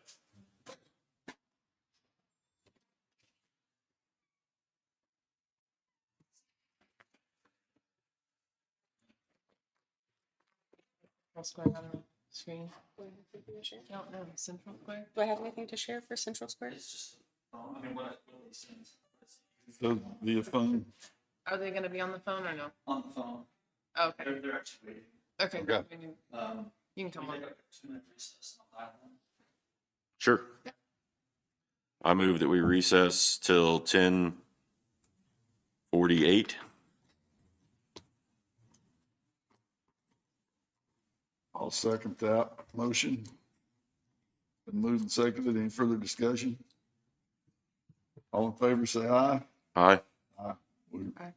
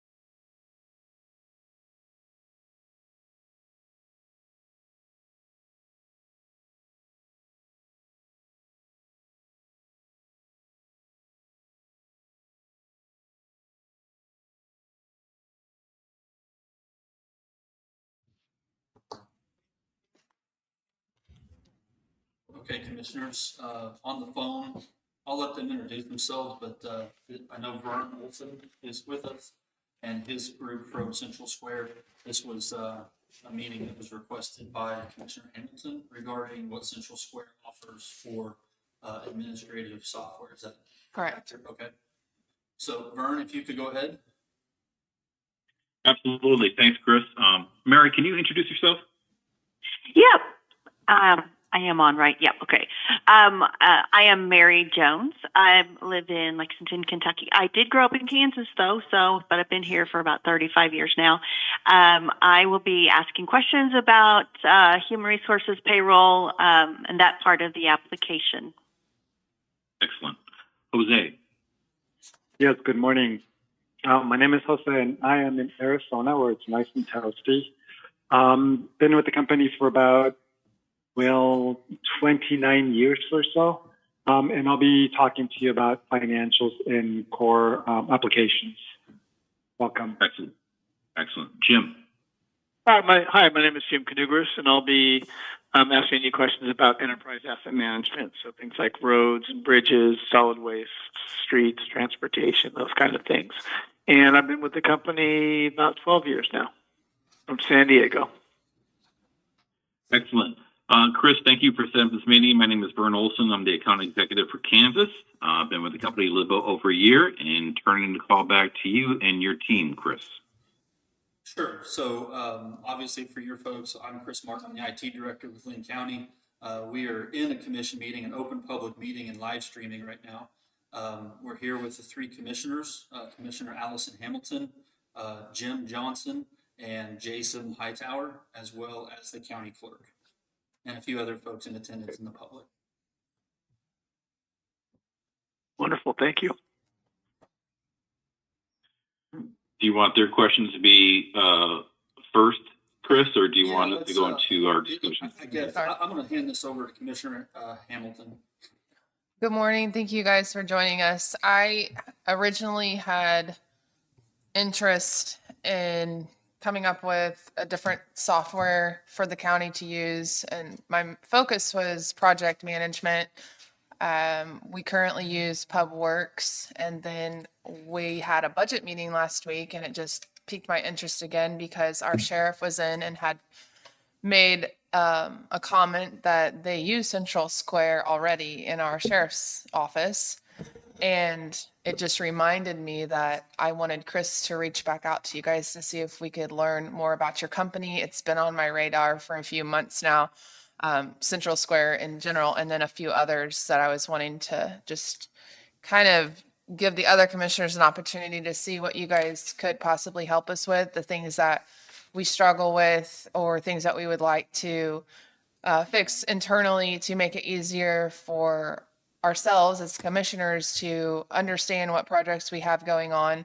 I feel, I'll speak for myself, that I'm really in the dark on projects, road complaints, things that are happening, things that are getting done, not seeing monthly reports, weekly reports. We also use, Chris Martin has his own system that he uses for internal requests, not really understanding. I don't know if there's a possibility to kind of streamline that altogether, but my main focus was just the roads and public works issues. I did not realize that you guys did other, I guess, property tax or HR, different things like that. So that's interesting. I'll turn it over to you guys if you guys have any other questions. But my main thing was just trying to figure out how you could come in and implement something for the county to where it's easier for us to navigate what we have going on. We use, like I said, PubWorks, but I'm not able to log in to see anything. If I want to report, I have to send an email to Joyce to give me a report of open tickets, things that we have going on. It's not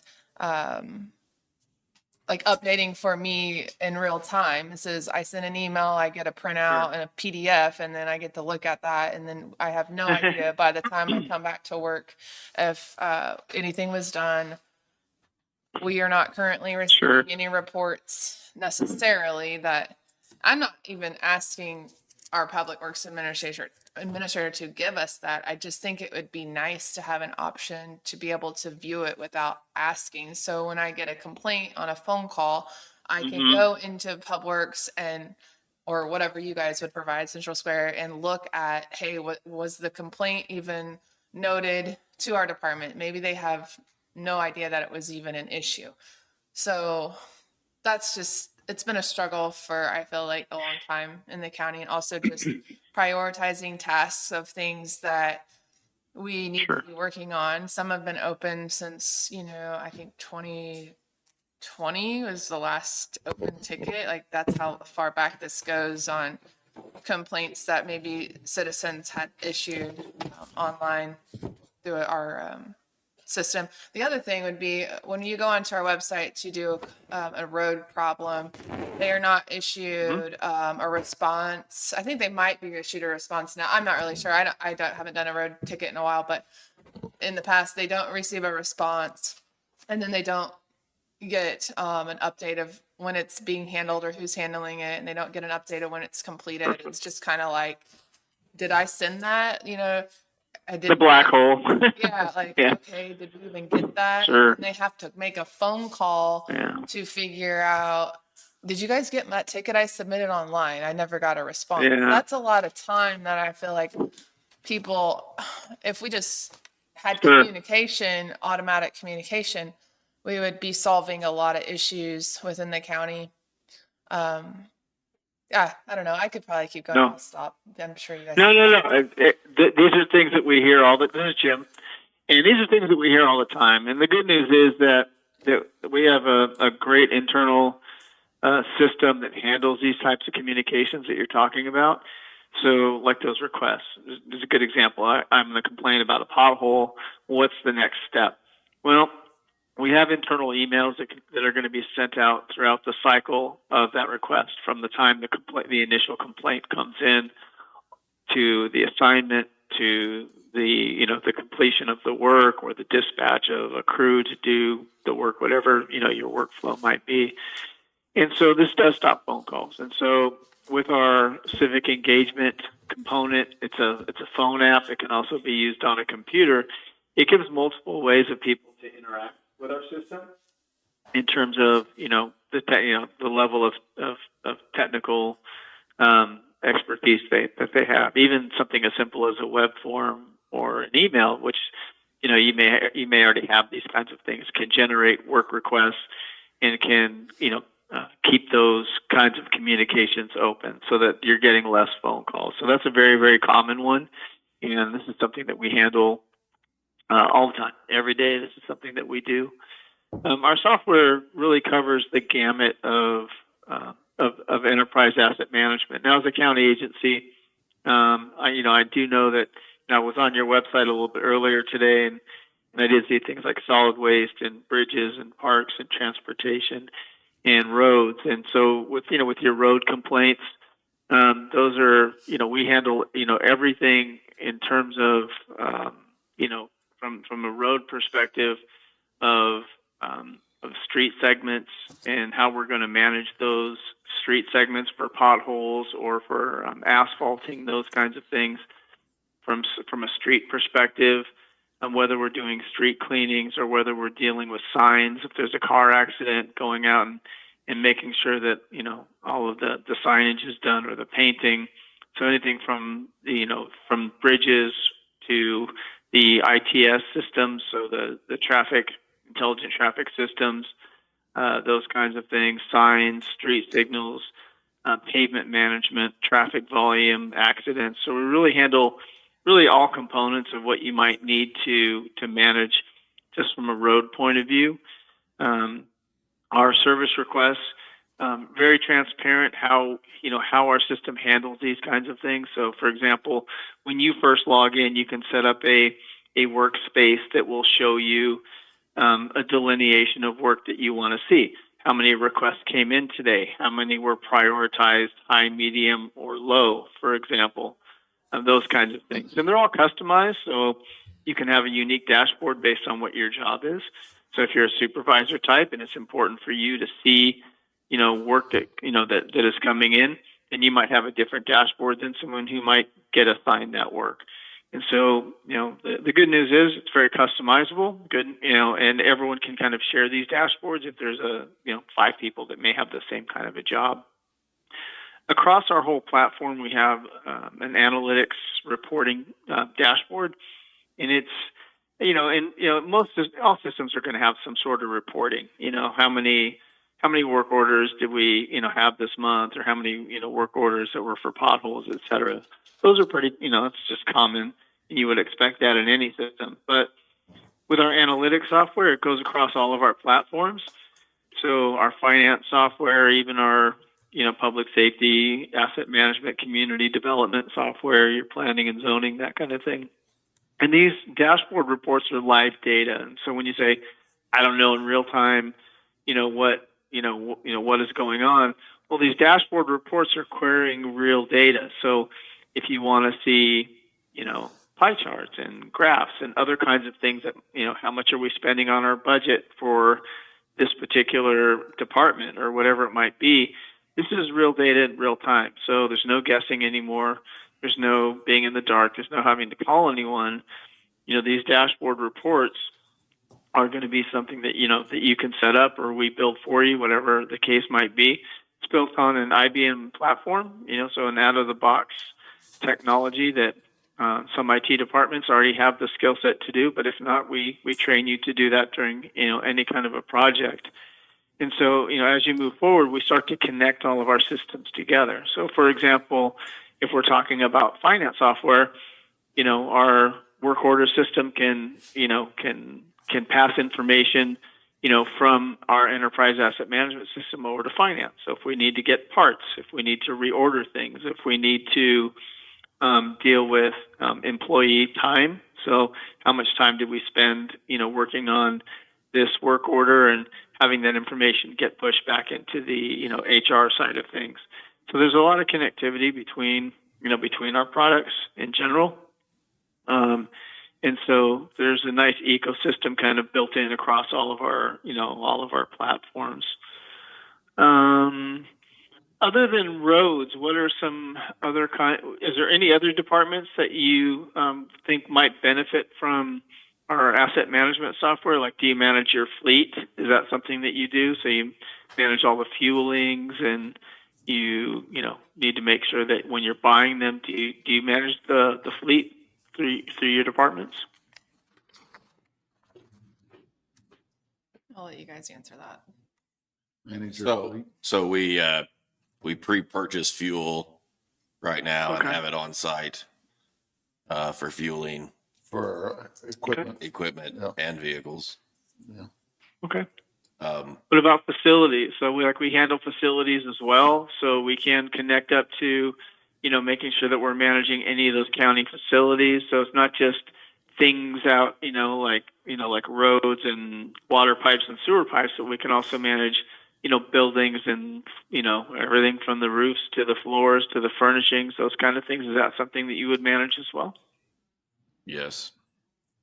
Yeah. Okay. So yeah, our asset management also has some IT components. So things like, the managing of, computer equipment, IT equipment, keys, those kinds of things. So if you're using other kinds of software to manage some of these kinds of things, just know that our software can really do a very expansive job of encompassing a lot of different kinds of work that you may be using multiple vendors for right now. And what we find typically is that as we go through and start to spin up different kinds of things that you might be doing, so maybe at first it's roads and maybe next year it's, facilities or fleet or whatever it might be, that what this means for the agency is that there's less contracts, so you start to move everything over into one ecosystem and there's less contracts to deal with, less vendors to have to deal with those kinds of things. Our enterprise asset management system, when you buy it, you buy everything. So there's no going back and saying, hey, this week we want to use, fleet or facilities or whatever it might be. You already own it. You own everything. The only cost would be if you have us to import any data or do any kind of data conversion or do any training, that kind of thing. But the product itself, you already own it all. So there's no kind of going back to council and no having to ask for more money or extra licenses or any of that kind of stuff. So it makes it a lot easier from a, just to get something going kind of point of view. I would personally like to just focus on the public works side, but I don't know what your thoughts are. Yeah. Are there counties in Kansas that use you already? Oh yeah. Yeah. The enterprise asset management system that is branded Enterprise Asset Management. It was formerly branded Lucity, which started in Overland Park. So there's a huge footprint in Kansas, for this product. This product's been around a couple of decades, so it's been around a long time. It's not a new product by any means. Now, is this tied to the lease that we're going through on the vehicles through the sheriff's department, the enterprise? Mm-mm. It's not? No. It's Okay. completely Different. I mean, you may be able to manage the asset as to, just for your information, we leased it at this price and this is our line, but it wouldn't be like integrated. Yeah. Yeah. We can't manage those kinds of things, the fleet vehicles themselves, so we can manage things like warranties, everything that's in those vehicles, for example, light bars, computer systems, equipment that might be tied to that vehicle as well. So there's a lot of agencies that we will manage things like, fire departments, patrol cars, other kinds of, generators or things that might be on a truck that might go out to do work, snow plows. So there's a lot of different, things that are fleet related that kind of, can, in this case, cursorily tie into roads. So if you have other kinds of vehicles that you might be using to handle the road work, well, even though, yes, it's a fleet vehicle, but it might be tied to the work that you're doing. And so if we're charging for mileage or time or whatever it might be against that vehicle, then we can also, keep all kinds of, information against that vehicle. Like we can depreciate it over time and know when it's ready to be salvaged. Is it time or is it mileage or those kinds of things? So a lot of interrelated kinds of activities. So are we supposed to be looking at the work management base bundle for Public Works? Yeah, primarily, there's really, when you strip it all away, there's two components to our system. There's the asset, what are we managing, whether it's a water pipe or a road or whatever it might be. And then there's the inspections or the work that's tied to that. So the work management is, it's part and parcel of working with all those assets. There's always an asset and there's always an inspection that deals with that. So, for example, go ahead. Oh, I was just going to ask, are you familiar with the Linn County Sheriff's Department or office, what they're currently set up for and what they're using? I'm not. I'm not. So just for clarity, saying Central Square is like saying Microsoft. Okay. And then they use ProSuite over there, which is a law enforcement package. These guys are the administrative. Okay. Yeah. Yeah. So there wouldn't be like, we're going to just add this bundle to Not what to the package ProSuite they already side. have. I did ask them, and there may be some savings because we're already a customer. I mean, that would be something that would come along. Okay. But yeah, we wouldn't just tack on to what they have. So the extra cost, they get what we're wanting. Yes. Okay. There might be a discount. Okay. Yeah, and there may be multiple, like I said earlier, there may be multiple systems that are competing in what we do. So if you have a different vendor that handles something that we handle, then maybe letting that contract expire and just pulling it under whatever we're doing is always going to be a cost-effective option. So a lot of times this is what we see when people start to move into kind of a Central Square. Our customers that have multiple products, what they're doing is they're just having less to deal with. The IT department has one tech support number to call and less vendors, less contracts, and it just kind of makes everything a little bit easier. So there could be we'd have to really take a deeper look into all the different systems that you may be having and what can be brought in, under our umbrella. Can you talk a little more about the finance, payroll, HR? What do you do from an HR standpoint? Are you just managing our resources, or are you providing HR support? Jose or Mary, I believe that would be your area. Yeah, go ahead, Mary. I'll let you take HR payroll. Sorry, I was talking and I was muted. we do capture all the information about your employees. We do have some HR functionality and of course process your payroll. If there's anything more extensive that you do than what our application provides you, we do have interfaces with other third parties for HR administration, like benefit administration, onboarding or recruiting and things like that. So in terms of capturing all your information, capturing the information about your employees, position control, budgeting, things like that, we do have full capabilities in doing that. Okay. And it interfaces, I might say, with our financials directly.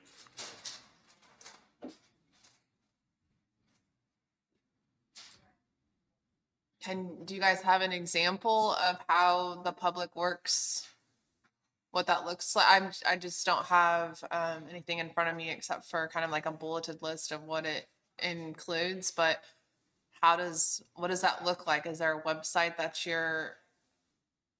you like we're using that software somewhere else that we can look at? I just am not seeing how your software, I guess, is being utilized. Sure. Yeah, our next steps, hopefully, to be out of this conversation would be to set up a demonstration for you and your team of the softwares. Okay. What would we be looking at for cost if we were to add the public works side? I would have to create a quotation and get back to you on the full gamut of everything. Okay. And once you see the software demonstration, there'll be, maybe some other things that would come out that we would, incorporate into that. Okay. So, Bern, if I may, this is Jose, and I know you just asked about any financial arena or financial side, but also within our suite of applications within Central Square, we have general ledger information, right? The chart of accounts, how we, we maintain all of that. We also have budgeting modules that allows you to go and track, process, define your budget. We have capability to run projects. What type of projects are you tracking? How are they managed? Are they multi-year projects? We also have grant accounting. And I'm kind of just throwing this stuff out there to you so that you know kind of what we cover. Then I'll kind of explain a little bit more about the process. Grant accounting, do you track grants? How do you, pay those grants? How do you collect those grants? And then we get into more of the core financials is what we call it, which is things like procurement, right? We're going to request a purchase. We're going to go through some approvals. We're going to turn that into a purchase order. Then we're going to go ahead and place the order, receive, invoice, and then pay the vendor. So that's all part of what we call the procurement process, direct to check. We also track inventory. So this would be anything from a stock inventory perspective. Do you have warehouse and is it physical inventory that you're maintaining? And then accounts payable. Any purchase, any invoicing that comes through the county can be processed through our accounts payable. And all of this that I'm talking about is all integrated. Everything talks to everything, so there's no siloed applications that you would have to export, import, or join a Excel spreadsheet and then bring it in. We cover all of that for you. Jim talked about fixed assets or assets and inventory. That would be on the EAM side. On the financial side, we can track your we call them small and attractive assets. We can go ahead and do the depreciation all systematically. We'll track your depreciation expenses, accumulated depreciations, and just a couple more here, procurement cards. If you have credit cards that are sent out or that your employees use, and it's managed through the bank, the bank will cover the expenses and then they'll send you the information to be reconciled. And then we make just one payment to the bank instead of having to invoice every single purchase that we do. And then certainly, but not last but not least, is accounts receivable and cash receiving. If you bill anything at all, it could be anything from a false alarm to maybe a COBRA to your employees, maybe your retirees need to pay or you need to collect money from them. That's where our accounts receivable will cover. Now, the way this process works is currently we're trying to find out from you what your needs are, right? What do we need to come back and show you? We want to make the most efficient time for a demonstration. I don't want to come back and demo to you projects if you don't do projects, or grants as an example. We want to concentrate on what it is that you need and that you would want to see. So that's, in a nutshell, the financial side of things and the EAM side of things. And as Vern indicated, we would take this information, or if you have additional information that you can provide to us, we will tailor that that demo for you. Once we receive all this information, we can look at a time schedule that would work for both you and us, and then move forward with that. So I hope that kind of helps a little bit to kind of understand how everything ties together. Okay. Are there any questions, or is there anything specific from the areas that I just spoke about that you may need answers to currently, or that you would like to include if we come back and do a discovery for you? Is there a cost to the discovery? No, so this is the discovery pretty much we're doing now. The demonstration would be where you actually get to see the software. And to look at the demonstration, there is no cost now. What is the cost? I don't know till they build it. I don't have any idea. Yeah, so what I do know, we've actually looked at this once about 3 years ago, so the pricing is no longer any good. But it's all based on how many assets. At least that's what it was 3 years ago. So they want to know, how many roads do you have? How many of these? How many of that? And then they build out all these metrics based on this many assets that you're going to run. That's how they generated the price. Again, that was 2-3 years ago that we had looked at that. Is that still the same way? A lot of it's based upon users, but then to what Chris was saying and what Jim was talking about as well, understanding your environment, what you need to have set up when everything gets rolled out on the services side. Okay.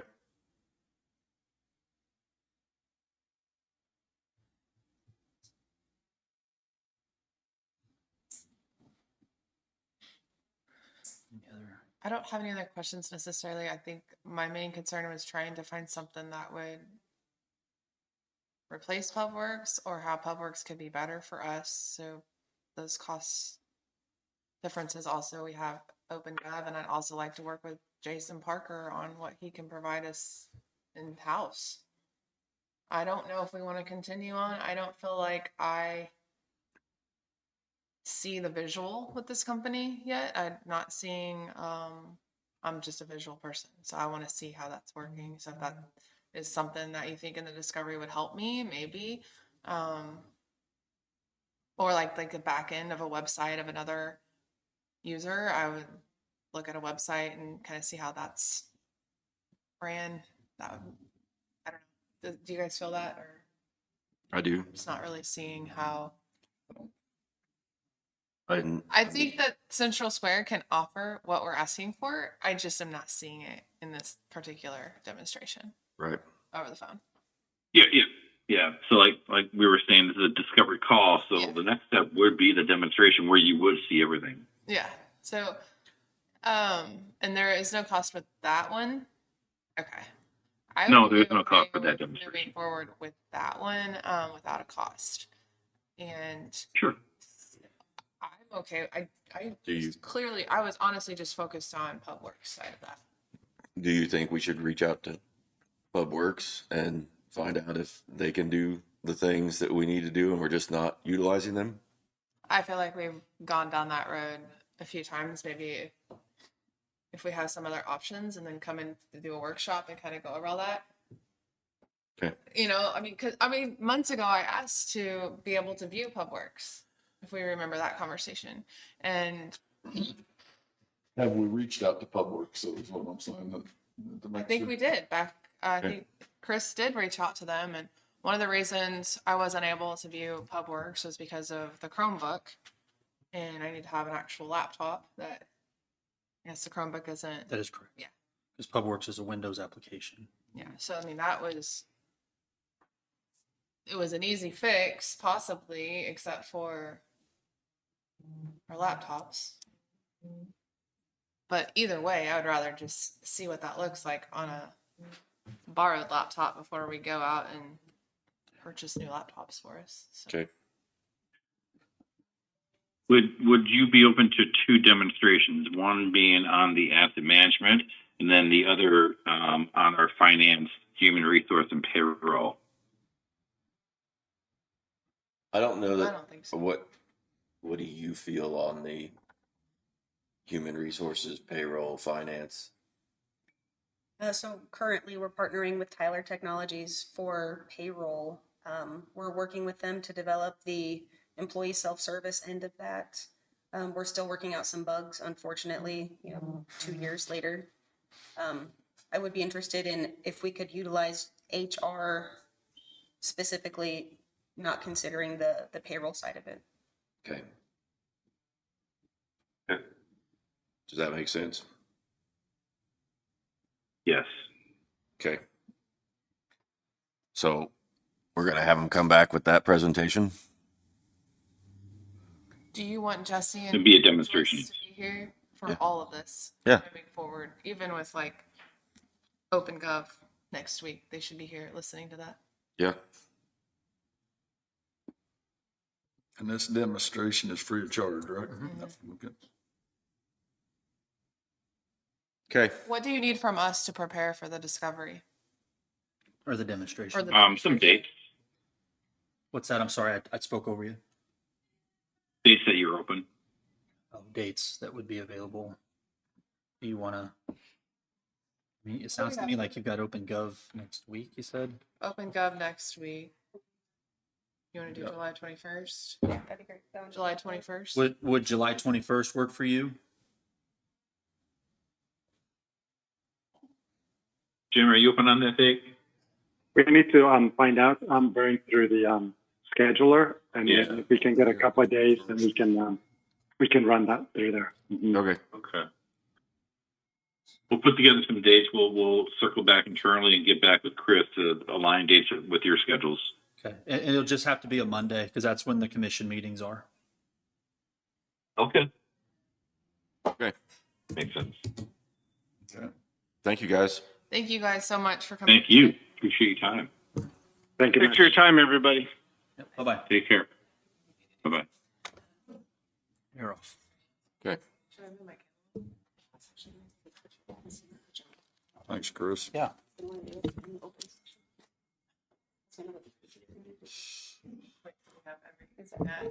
Gordian? Did you need the screen for the two? Yeah, it's Okay. Oh, okay. Wait. Yeah, there Very you good.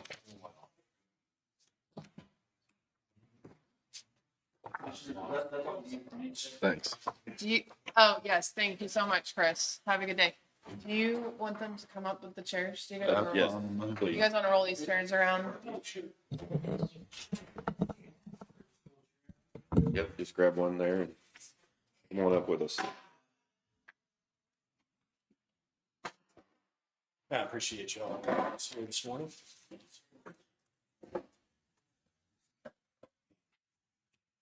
So yeah, my name is Brian Finn. I'm the Enterprise Account Executive with Gordian, covering Kansas and Missouri.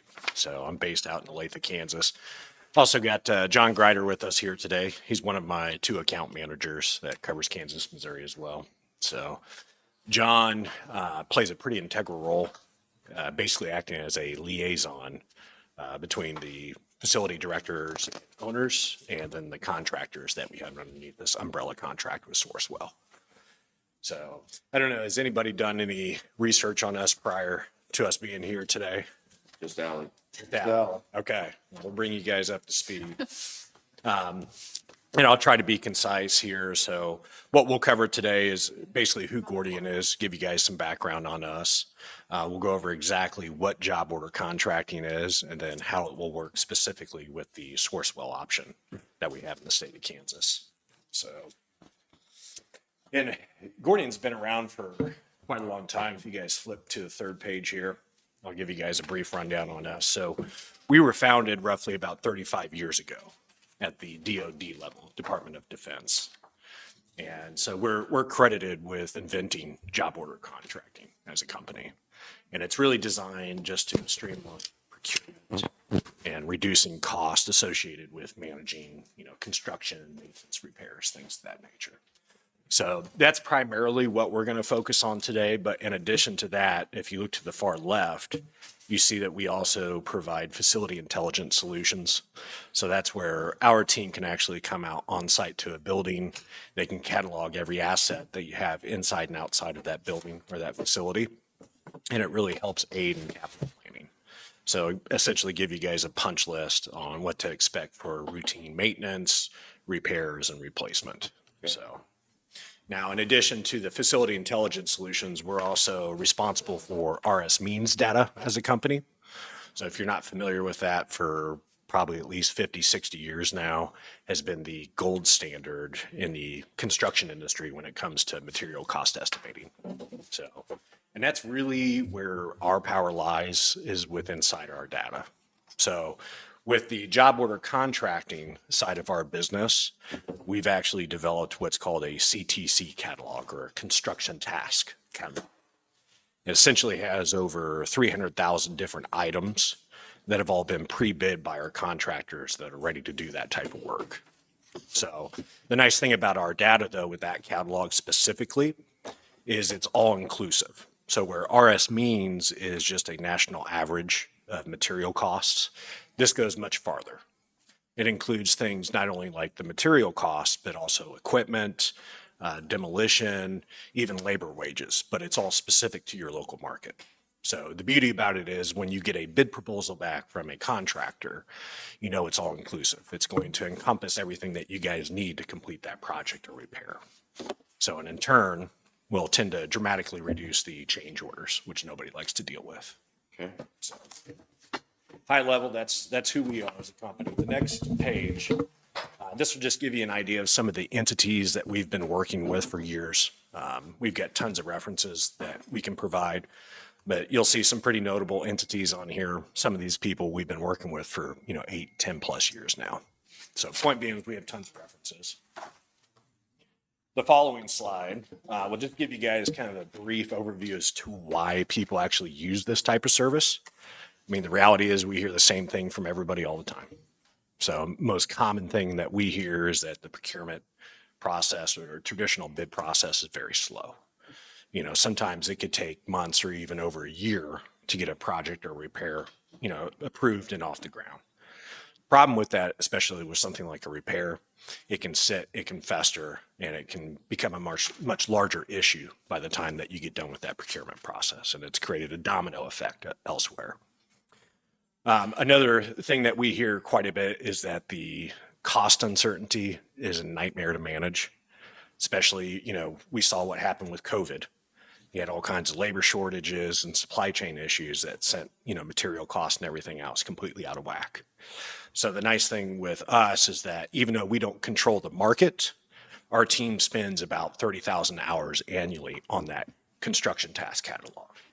And we have different mechanisms in place that we can pivot where we need to make sure that the pricing is accurate and up to date. Okay. Another thing that we hear quite a bit is the lack of transparency. So with inside our job order contracting services, there's a complete and transparent audit trail, or a chain of custody, if you will. So the nice thing is if you guys are ever questioned as to, why did you use this contractor? Or why did you spend this much for that? You're going to have a clear defensible answer as to how you got there and why. We also find that there's a lot of folks that are battling requirements for inclusion.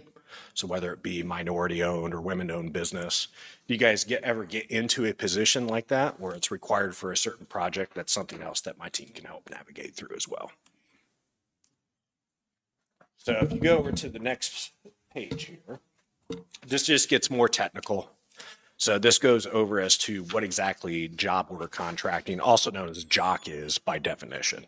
So it's really just an IDIQ contract, which means it's a indefinite delivery, indefinite quantity. So it's kind of the easy button or a construction convenience contract, if you will.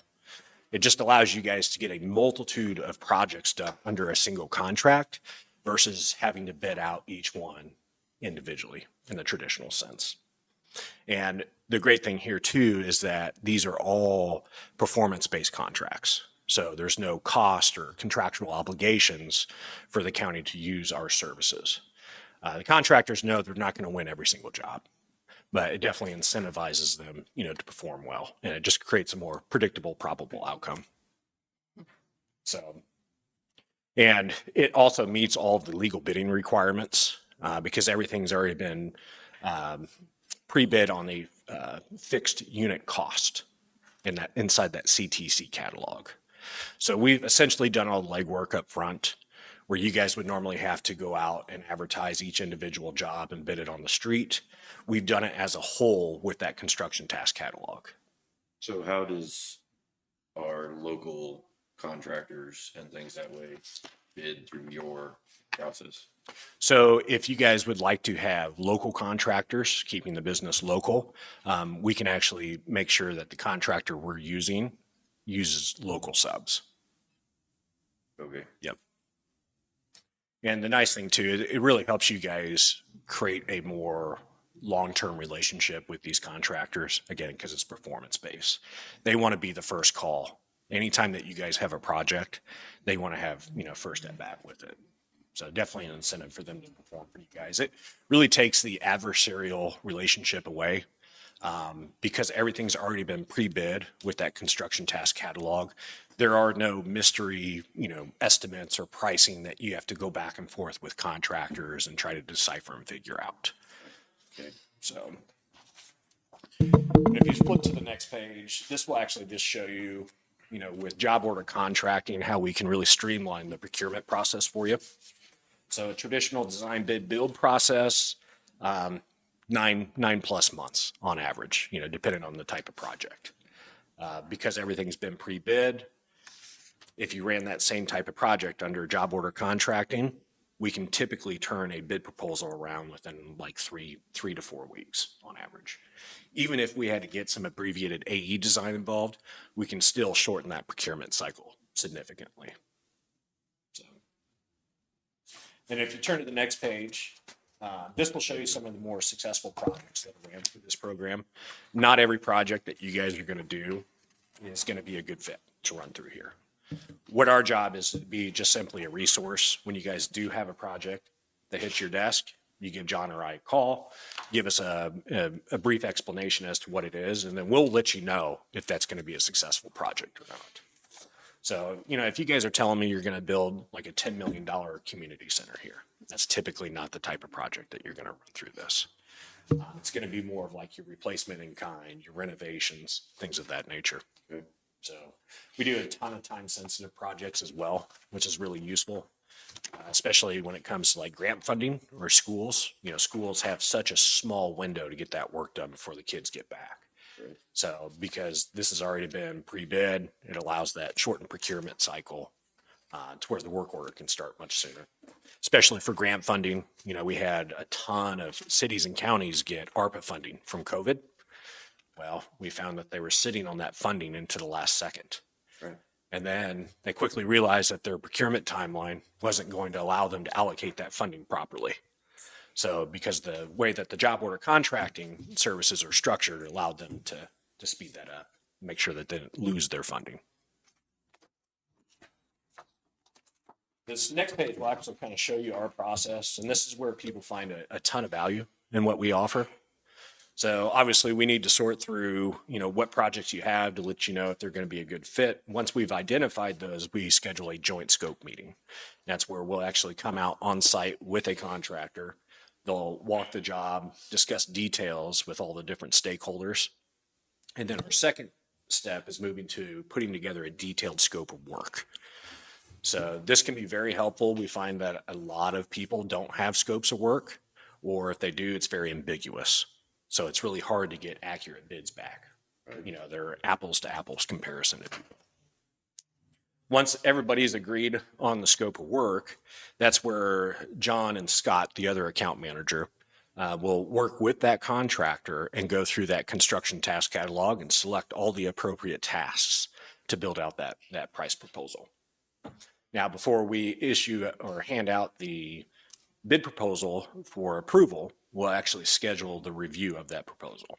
So that's where we get onto a meeting, a phone call, or an in-person meeting, and we go through that bid proposal line by line.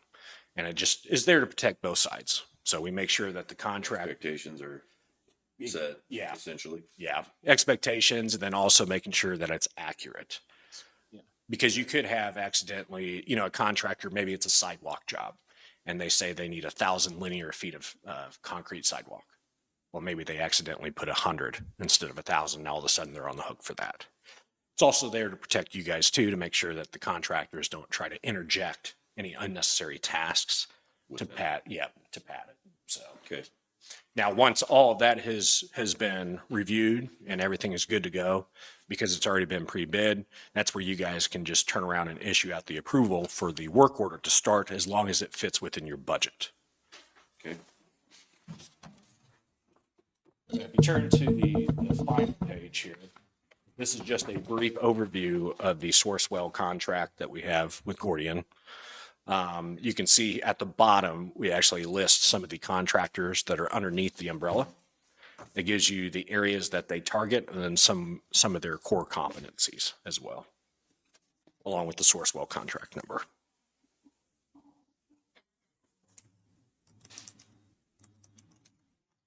Can I real quick, I'll speak to that, to the way the Sourcewell piece of the whole thing works. Basically, you all, as members of Sourcewell, have a contract with Sourcewell. So that creates a contractual relationship between you and Sourcewell. The contractor's contract is issued by Sourcewell. So they have a contract with Sourcewell as well. And that contract is then administered by Gordian. So we have a contract with Sourcewell as well as the administrator of those two, of not necessarily your contract with the owner, but the contractor's contract. And then of course our contract is specific as well. But it's a three-legged stool. And as the administrators for Sourcewell of the construction contract, our big piece is the execution, the operation side of it. Scott and I are both construction people. I ran a construction company. I'm a journeyman carpenter and ran a construction company for 15 years. Scott's in the same exact boat. You have to have that capability in order to do this job. So we have a value. Our value is in the beginning of the project, getting the right contractors, which we failed.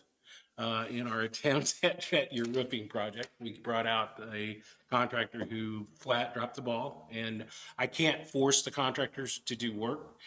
Platinum Roofing came out. They put us off for 3 weeks running each week, talking to them each week, expecting something, and then get an email saying we decided we can't do the roof because it's too steep.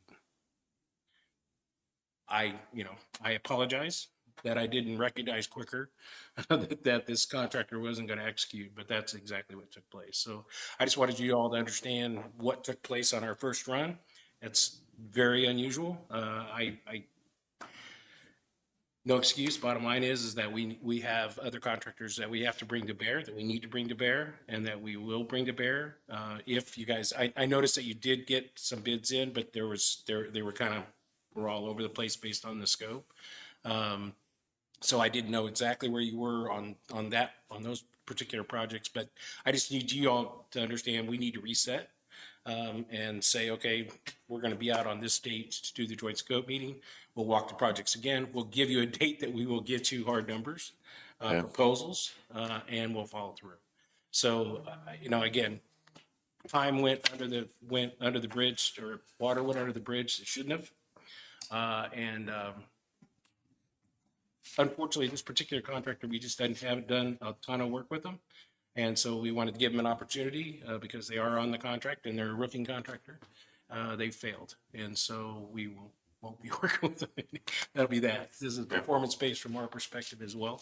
So I do want to throw out, I had one of my general contractors take a look at the pictures of the gazebo, and he just gave me off the top of his head number of about $25,000 to take it down and put it back up. And so, that was just, hey, picking a number out of the air based on a picture. But that's kind of where I thought it would be as well. Depending on what level you go to on the gazebo, how far you go in the restoration, whether you're replacing all the rails and the posts, or whether what the exact scope is. I think you're going to be, for a GC to come in and do it versus somebody local who's more of kind of, I call it the handyman, or you know, probably the right guy to do it if you're just repairing it, because it's just going to take very steady progression around that to replace those posts and also get the rails straightened up. But I think they could probably straighten the rails up and reuse them, in my opinion. But I don't know how you felt about that. You've been closer to it than I have. Well, He wants to start over. I get it. I can see that, but there's also pieces of that are expensive if you're starting over. That railing specifically, if you go custom to that degree, that rail will not be cheap to build. It's not something you're going to pull off the shelf if you're going to try to match it. Which I don't know how far the Historical Society gets involved on. Probably not on that specifically, but if they do get involved, watch out. Right. We've actually done quite a bit of work with the Historical Society and the City of Independence on some of their historical buildings. So definitely been involved in those situations, and it can get pretty hairy pretty fast if they decide to say no when you're 2/3 of the way through the process. But anyway, you guys have any questions about what took place? Because it was unfortunate, and it's not the way we generally do business. I've been with Gordian for 10 years here in Kansas City. We work heavily with many counties, Johnson County, local, Waco KCK they're the ones that we're able to really help with the ARPA funds at the end of the year. They got down to the end, and we ended up doing basically replacing 40 bus stops to utilize the ARPA funds up that they needed to. So pretty involved project, but we have a lot of different contractors, and each one of the contractors has different capabilities. And then some of them travel better than others. You guys are close enough to the city that I think we can use anybody out of Kansas City, which is, in this particular case, we'll probably use a contractor out of Springfield for this next round on the roofs, because that's the person that I feel the most comfortable with. That roof is a little challenging because of the steepness, but that was an excuse. It's not anything that most roofers wouldn't be doing regularly, ready to do. And plus, the lift will reach all of it. If there was a lot of it that you couldn't get to, it'd be different too. But looks to me like it. You guys know when it was replaced? Has it been? Did you ever get it, Cliff? Any idea? That was the other question I had, was what the existing is physically, what that shingle is. Yeah. I would be able to look at our insurance portal and find that out for you. Oh, that would be awesome. Yeah, that would be helpful. Because I didn't get that. I didn't see what the actual material was, because ultimately I don't think it's tile. I think it's probably shingle, but I don't know that. So I want to make sure that there are shingles a lot of shingles that are available to match or very, very similar to what's there. But we just want to make sure we're going back with at least, what you all have. And of course it needs to be the highest quality. You don't do that job more than once every 50 years. Right. Unless that's got to be the goal. Okay. Okay, let's say 30. I liked 50 better. Well, the 50s because the shingles were even better than they said they were. Oh. What questions do you guys have on anything that I've covered? Okay, so we're going to basically farm out our projects that we have upcoming to you. You're going to help us put together the bid process and get us our bids to approve. Yep. Things that way, or are we even going to be involved in that part of the process, or is it going to be? Yeah, the nice thing is because it already has been pre-bid with that right construction task catalog. Right. You guys do not have to go through the rigmarole of a 3-bid process that you guys would traditionally do. Okay. Because it's already been bid out. So what we will do is advise you on what projects that you guys do have that will be a good fit. Once we've identified those, we will actually secure a contractor, come out and do the job site walk, and then put together the bid proposal. Okay. If it comes back within your budget for the project, perfect. You guys have everything you need. You can turn around and issue out a PO or a work order for it to start. Okay. And you're going to see the process. You're going to see the process.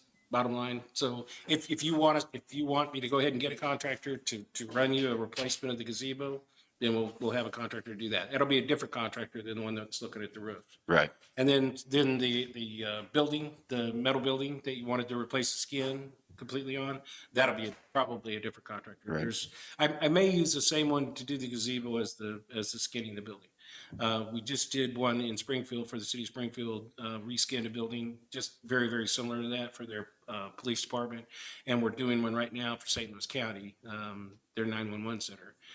Doing that exact same, reskin the building and put a new roof on it. So, Are you talking like you're just going to go back out to give us an example? Because No, we've already no, approved no, this. no. Sorry, I don't know if you were aware. So no, we already approved using it. Yeah, we've gone a different direction. Oh, on the roof, you're done On the roof, yeah. That's roof here. Everything's done. Which direction to go? Just curiosity. We did the bid process. Yep, I And saw we used Dave Sutter with, is it World Premiere? Is it? What was the name of is it? The World the Premiere? one for the 10,000 and he'll do it for the insurance? Yep.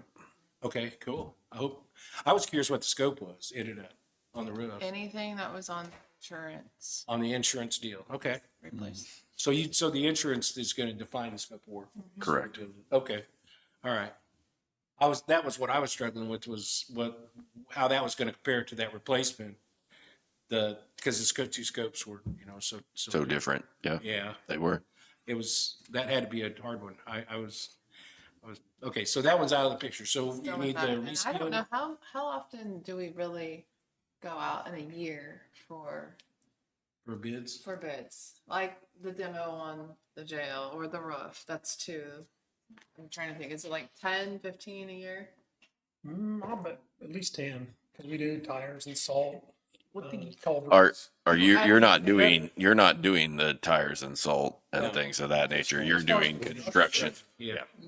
Very. And the other thing is, if you want to use this, use this. If you don't, don't. I mean, there's no. And you we're get not- paid based off of when we use your contractor, Construction right? complete. Yeah. Yeah. So the way it works is that the contractor bids what's called an adjustment factor against that construction task catalog. Yep. And Well, then it's in there's a percentage in there that we get paid. And that's why we also say it's performance based. And then Sourcewell's percentage is in there too. So in that adjustment factor, you'll see the line items in the book are cost, fixed cost. So, a square foot of drywall is $1.25. And then the adjustment factor is what the contractor's bidding they need on top of that fixed cost for their overhead, their profit, their supervision, and our fee is also inside that number. So Okay.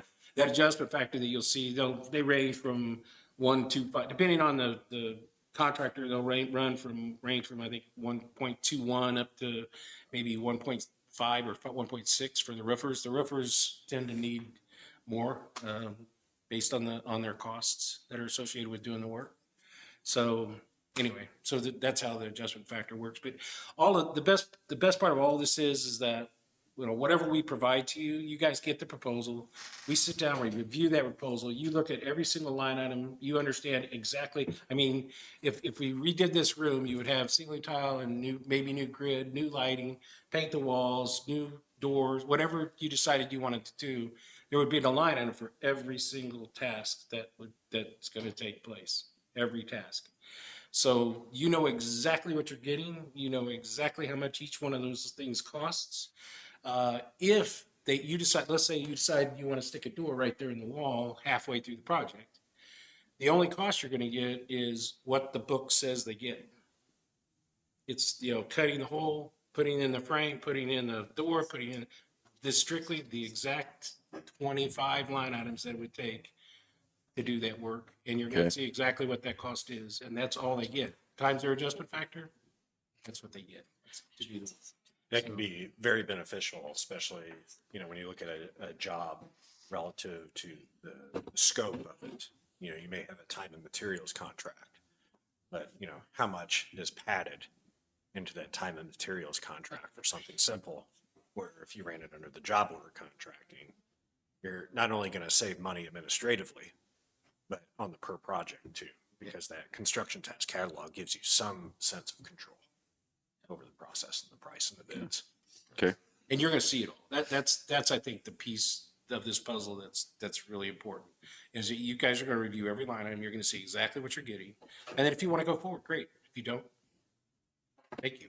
Thanks for the opportunity, and we go for the next one. So, and if one of the other things I will say, you say you only do 3 or 4 projects, 5 projects. That's kind of how we work. We don't have 1 or 2 owners that we do 100 projects for. We've got 100 owners that we do 2 or 3 projects a year for. We have some that do more than others. So Right. we have certain contractors or owners that we do tons of work with, but more work with. But most of our owners, we do 1 or 2, maybe 2 or 3 projects a year. And it's usually the hard ones just because when you're in a situation where the scope of work is hard to define, it's really hard to get 2 bids that make any sense. That scope of work is hard to put together. And so that's where we can really be the most helpful. Water plants, that type of thing. We're doing quite a bit of work with those these days. We just put an underground contract in place in Springfield where we'll be able to do CIP, both camera work and CIP work. I don't know if your Public Works has any trouble getting that type of work done, but we have 3 contractors now that'll be on that contract that'll be available to do the trenchless repair work. Gotcha. If you have any of that work that you need done, that'll be direct through the contract. Our construction task catalog is extremely good in terms of the line items for that work because we do it all over the country. Nobody's ever heard of Gordian, but we do about between $2 and $3 billion worth of construction work across the country.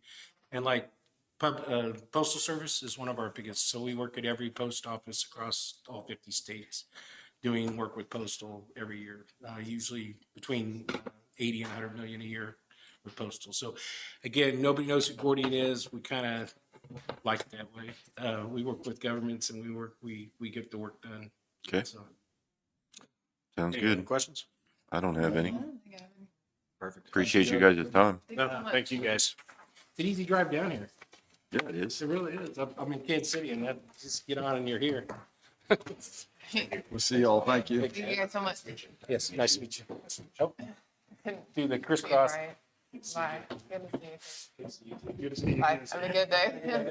Hey, Brian. Brian. Commissioner copy of your handout.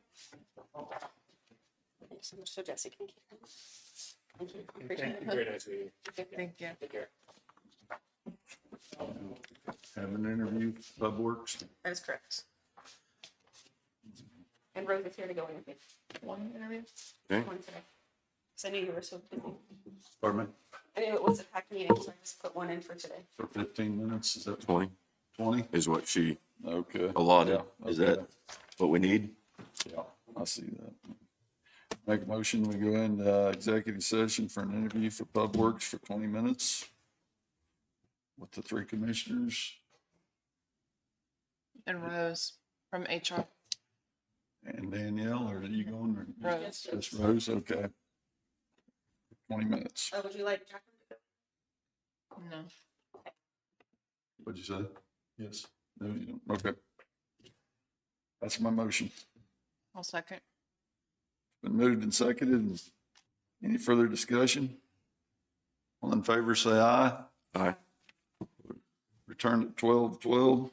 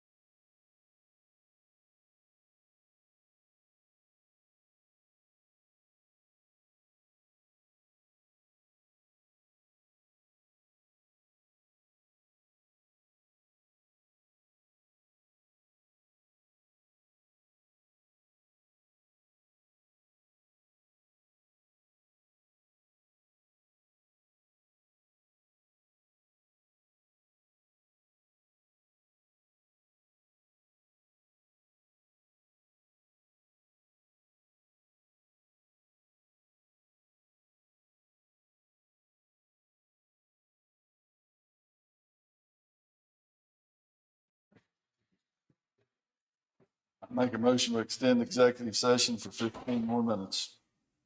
I'll second that motion. Moved and seconded. All in favor, say aye. Aye. Aye.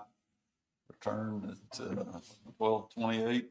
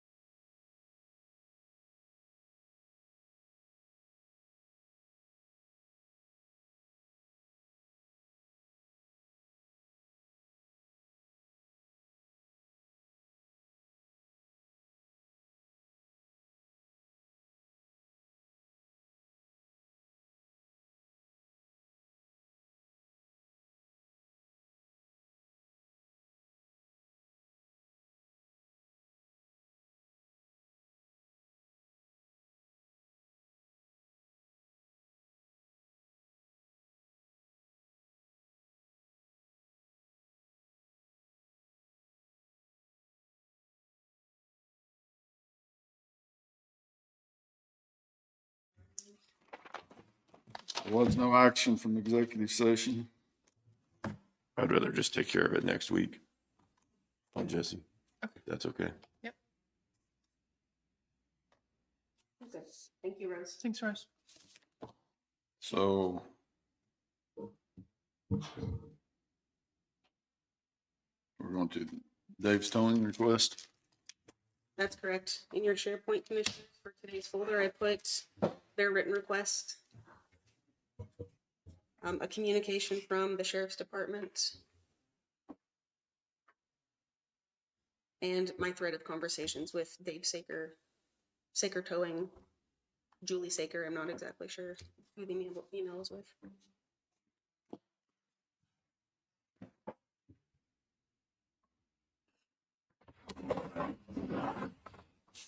And watch Allison eat.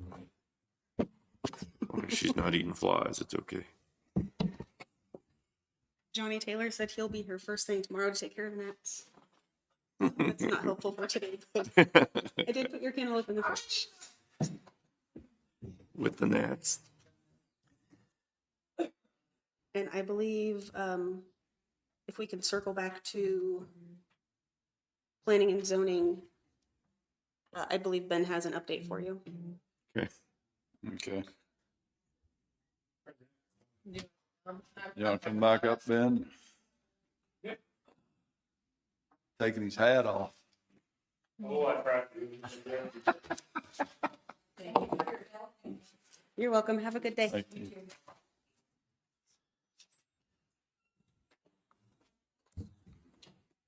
What I just handed you was the appeal that Jan Longnecker gave me just before I left. And it's just one appeal signed by 12 people, I think, 12 or 13 people. 12. And that's what he was referencing. And so I've read over it several times, the whole thing. And what Jesse and I have found that I think will be all right. So what we're going, and so what Jan was referring to was Kansas statute, and I'm not real sure about that. We'll figure that out, but we'll get with the Planning and Zone Committee tomorrow evening. We have a workshop, and we'll discuss it, and then we'll, whatever our findings are, we'll mail Jan Longnecker the results. You get a copy of this to Jacqueline also? Yes, I emailed it to her. She's the one that said that I should probably come back in here and give it to you. Okay. Yeah, and another thing was kind of weird that it's not dated. So that in itself is strange. And so I just need a little bit of clarification, Ben. You're saying that approximately 2 weeks ago, Jan Longnecker handed you this document? Yes. Okay, and so this undated document purports to be an appeal that is signed by 12 individuals. Is that right? 13. Yes. And in regards to this appeal, you've received no other documentation other than that, which you emailed me and then gave a copy to the commissioners today. No, I do have another appeal, but it's the same. It's basically the same thing, and that's what Jesse was going off of. It's pretty much the same thing, just hand wrote out, and it. Yeah. Which is the one that Jan Longnecker signed. Is that right? Yes. Okay, right. So we have the one that was signed by Jan Longnecker, and we have this one, which basically is the same contents, but this one is signed by 12 people. So. We don't have, 12 appeals, and we do have paper copies, of both of these appeals. So there was also a representation that for whatever reason we don't keep a copy. That's not true. We do have copies, but we can't expect our officials to have copies of these types of things on their person. So we do have the copy that was signed by Jan, and we do have this one that is signed by these 12 people. Yes. In the future, Jacqueline, if he receives a document in his office, how the clerk's office, they stamp it received with the date. Can we get him should we have a stamp for him as well? Yeah, we need to do the same thing. We needed to do a received date, and then we need to append it, in the file so that we know which property it goes to. And if it's not a proper appeal because it doesn't meet any of the technical qualifications, then we can indicate as much in a response. If it does meet the qualifications and then goes to the full board, then the board can issue their response in their ordinary course. So this is something then, and if we get an appeal like this, should you be notified when we get it, Jacqueline? I don't necessarily need to be notified, but if I'm expected to give an opinion about it or someone needs my input in order to interpret any of the laws or rules that govern the regulations, the KARs or the Kansas statutes that we read in harmony with our planning and zoning ordinances, again, home rule applies. So our planning and zoning regulations is what governs the situation. But to the extent that they need my interpretation or my review of the documents to guide them in how to process the documents, I'm happy to review them. I attended the last P&Z meeting. I know I'm scheduled to be at the next one as well. So I think that's something, if we receive an appeal, that goes to the planning and zoning board to review with him, to help him, to Right. guide him through that. And then if there are issues, then Jacqueline would be brought in. Okay. Right. Okay. Thanks, Ben. It's been, have a good afternoon. Okay, we'll go back to the Dave Stone. Yeah, I've read through half of I should have done that prior, but I'm almost done with it.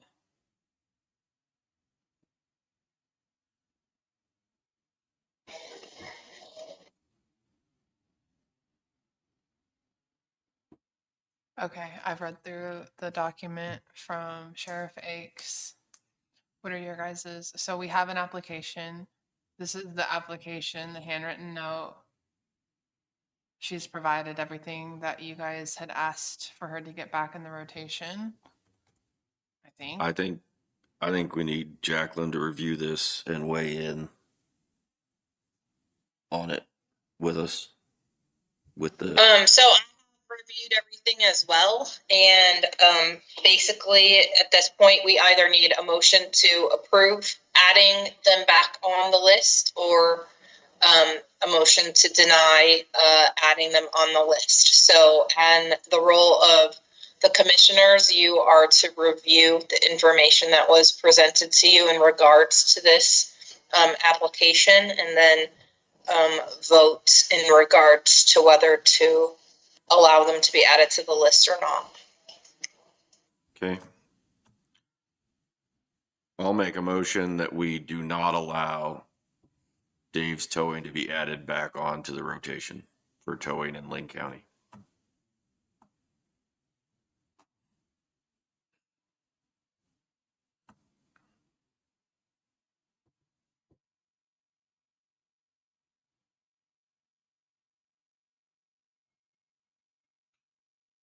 Can we let it die and then have a discussion? Of course.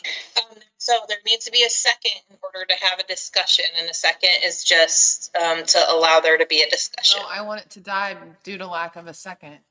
Okay. That's what I'm saying. The chairman just needs to state that. Motion dies for lack of a second. Okay. Okay, I was just wanting to know if we could just, are you referring back to the sheriff's report on the reasons why? Or what do you feel, is it past experiences that I'm not aware of that have happened with them? Or do you feel comfortable talking about that? I am basing it off of the reasons that we did remove them and then the report from the sheriff's letter. I'm basing it off of both.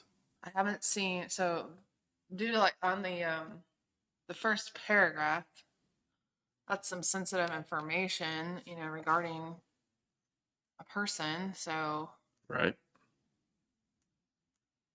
that was something we do not allow if you have a felony. Is that correct? For the county? Or is that just something, I believe it's in our tow policy. is it in the, where's the tow policy? Sure, I can add that for you. Thank you. Mhm.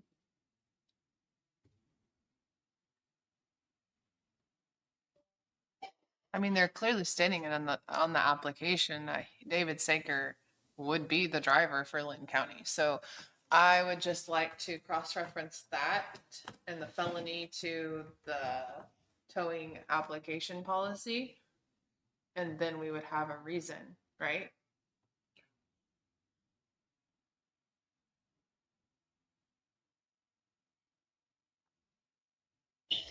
Jacqueline, is there a problem with, like, instead of Dave coming to apply for this, instead of his, yes, it's Julie?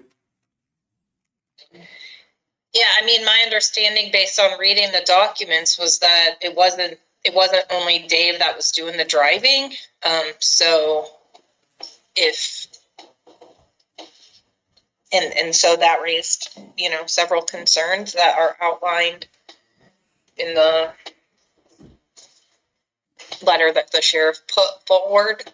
As far as the problems, I mean, correlating the application documentation with the towing policy. Obviously, you could add them and then remove them again if there was, a violation.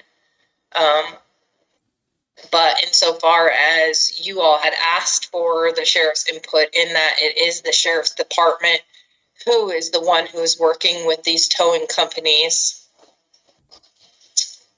Should Dave be the one applying for it, I guess? I mean, it's actually coming to us and applying for it, or? You was submitted with everything we asked for, and they're telling us he's the driver. Does it say we should have a driver in Linn County on the policy, or does it does. be out of the county? I just put our current towing policy in the SharePoint, so it's available there for you. Okay. I believe what it says is they have to be able to respond in a reasonable amount of time, and they have to have a tow lot in the county they're providing a service to. Okay.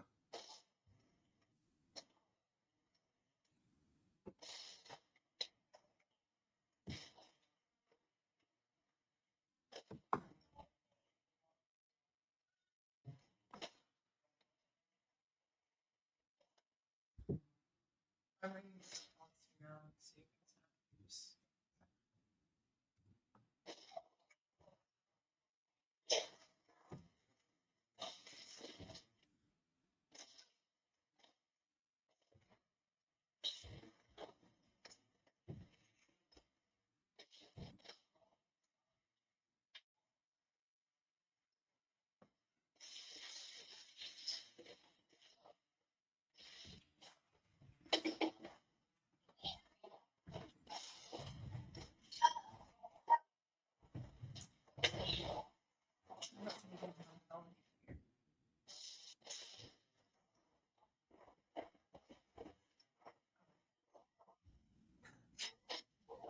all companies must be licensed by and in good standing with the appropriate state and federal authorities. Included in the certification list must comply with the local, state, and federal laws.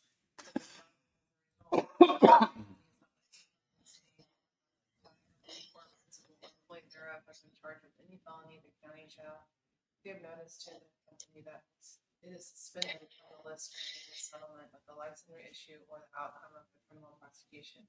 What if it says it has one or more drivers present in Linn County? I think that's another issue with this company. It stated that he would be in Fort Scott, right? Mm-hmm.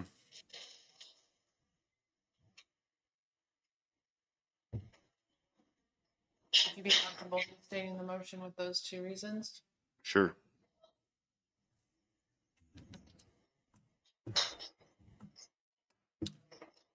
I move that we do not allow Dave's towing to be added back to the tow rotation due to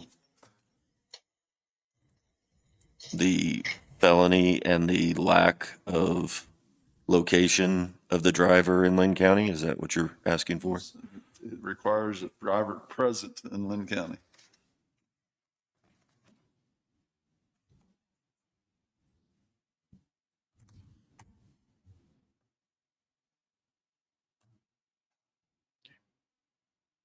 Good.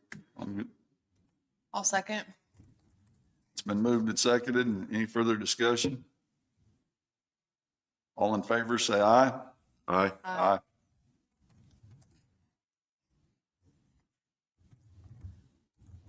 Okay, and we're gonna wait on the emergency management. Right. Yeah. That one was moved to the 21st, 14th. 14th, right? Okay. Sorry. HR anti-harassment training info. Yeah.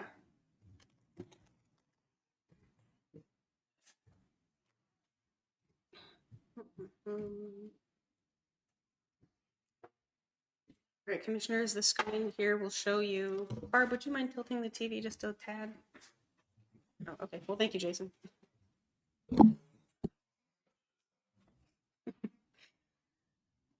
So some of the available courses through K-Camp is anti-harassment in the workplace, workplace bullying, ethical behavior for elected officials are just a few. They do take 1 hour. When it says 1 hour, the process is it starts a slideshow, it reads you the information on the screen, and you cannot skip to the next slide until that program is done reading the screen to you. There are 2 short, making sure you're paying attention quizzes that don't count for any grade, just making sure you're paying attention. And then there's a final quiz of 10 questions you have to pass with 80% to consider completion. I did this over the weekend just to show you kind of what it looks like. It was super fun. My kids watched with me. Let me share. So they're trained now too? They are, yeah. So here's the certificate I received after completion. I like that. And we can always add a line for a department head to sign, or even the county clerk to sign, or even HR to sign after completion when we add it to their employee file. Some of the other options that I thought you might be interested in. Sorry.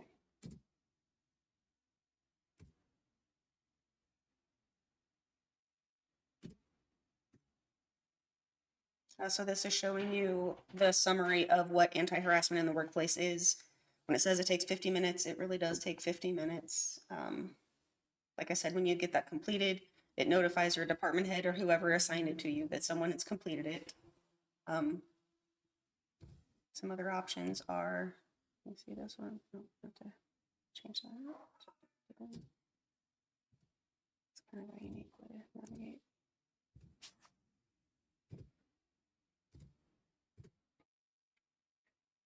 So more options here. You'll see the CDOT flagger training, roadway maintenance, safety and effective work zone inspections, snow and ice management, temporary traffic control zones. There's also that MUTCD certification training available as well. And these are just ones particularly searched and saved for roadway and highway safety. Is the CDOT KDOT for us? Was it County Department of Transportation? That should be, I was assuming that's Colorado. So I really think that stands for construction, maybe. Construction. I could be wrong. But that is the course title that we would take. That's the only one they need to take. So that one for the flagging. That's correct. County. Mm-hmm. And that is a 2-hour training. And that's for anyone that flags on our roads. Correct. Yep. I can assign, or Jesse can assign if I give him admin access to this portal for K-Camp. Local Gov University is what it's called. I would be interested in that happening, but Jesse just notifying you who's required to take that. But as a policy, don't you all feel that if we're gonna have flaggers, they need to be up to date on their training? I think it And that's on should the be. department head to make sure that they have their training before they're out on the road. I would say that would be right. I like the idea though. I guess it would be up to us if we require that, and would that be a motion, or is there something we just add to job description for Jesse under Road and Bridge? So you can see over here on the side, there are topics. Sorry, it's so small. A lot of them are related to corrections. A lot of them are road and safety. Some of them are financial. Some of them are HR.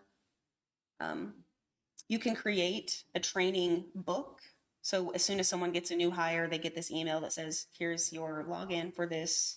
You need to complete these by this day. And then your department head can track how far you're going with that onboarding as far as, document safety and privacy, flagger training, harassment in the workplace. Would that be something that you would require being in your office, since you run your office, the things that you would require for yours versus? Yeah, absolutely. After I got in here and I explored what my options were, I did already assign to everyone in my office, including myself, some of those things. There was even one in here that teaches you how to use Excel.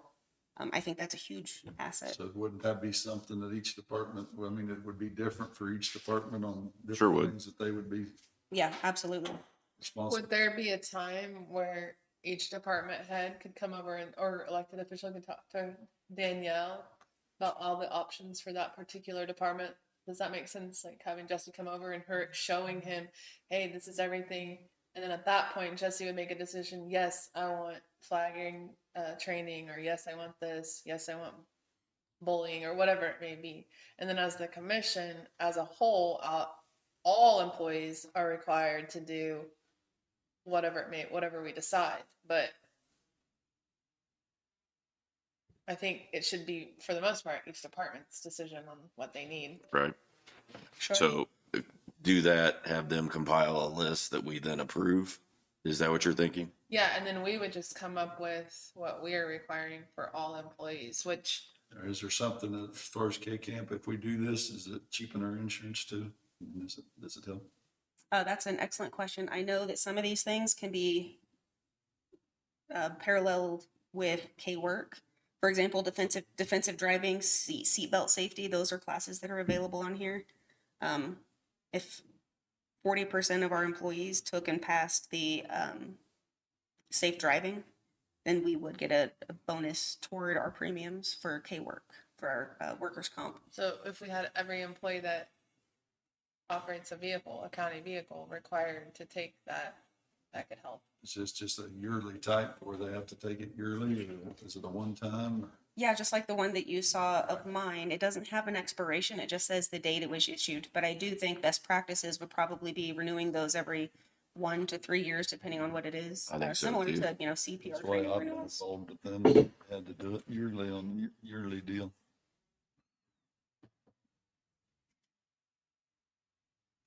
Okay. Do you have suggestions for all employees? Bullying, harassment? Do you have any other suggestions that we would require all employees to take? Yeah, if you look at the yearly? screen here, these ones are ones that I have assigned to myself. Excel fundamentals, handling difficult customers for local government, successful customer interactions. So these are the ones that I've assigned to my whole office, for example. There's additional ones about confidentiality and document preservation that may not apply to everyone, but these are some good basic ones.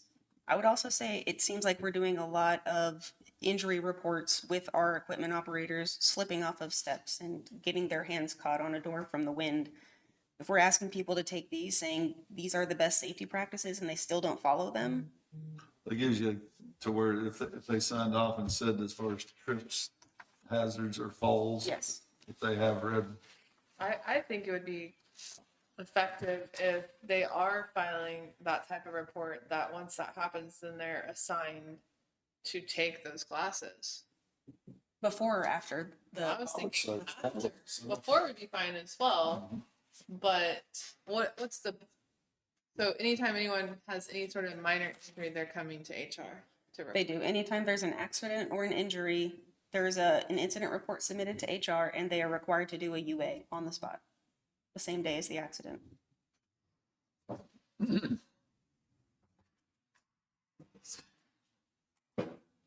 Are there any state statutes that require harassment and bullying that we need to be following? I don't believe it's a state statute. I'm sure it's just best practice. Jacqueline, do you know otherwise? I don't know of any state statute that requires it. I just agree that it has to do with the best practices and mitigating liability.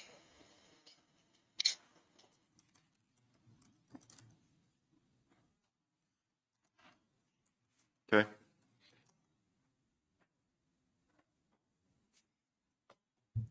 Okay, in Kansas, there are no state statutes mandating sexual harassment training, harassment, or bullying. So I don't think we're doing anything wrong, but we're wanting to move forward with, is there the top 3 in your head that you want for all employees?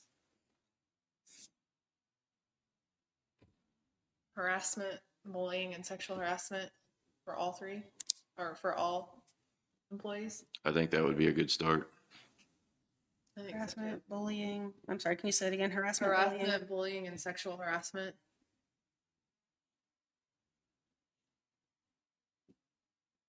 That'd be 3 hours for everyone to see how that goes. Sure. They have a year to complete it.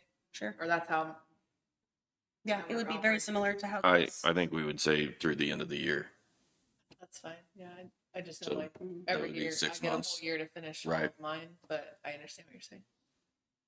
Hey, Allison, I just kind of want to clarify that there's not, like as it pertains to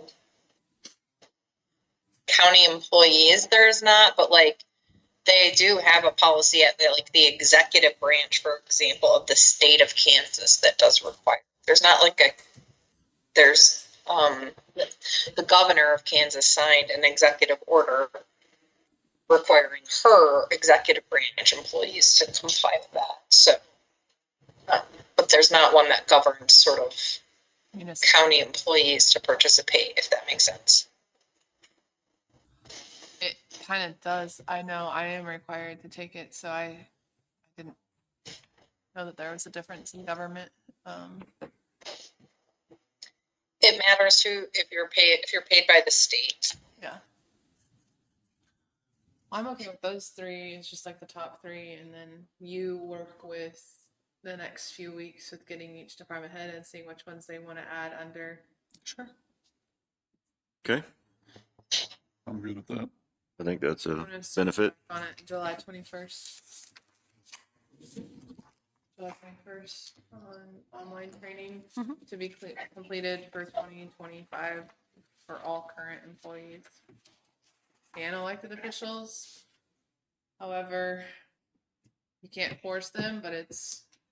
But it would be reflective upon, their reason. Just look at to sign. Perfect. I'm good with that. Okay. I'm good with it. Me too. Are there multiple harassment or multiple bullyings that we need to choose from the list? Oh yeah, let me show you what we got.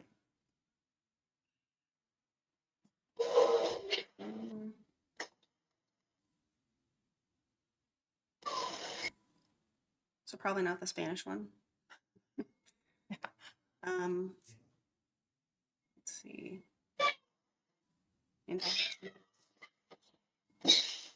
That one's hard. That looks good. Which one was that? Anti-harassment. Yes, that's the one that yep, that's the one that I just finished and showed you the. I think that's the one that I would. There's conflict resolution, maybe a good one. Cross-generational differences, that probably would be good for department heads and supervisors.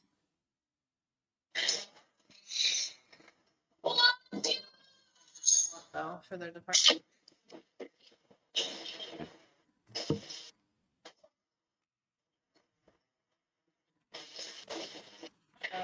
Can you search the bullying one?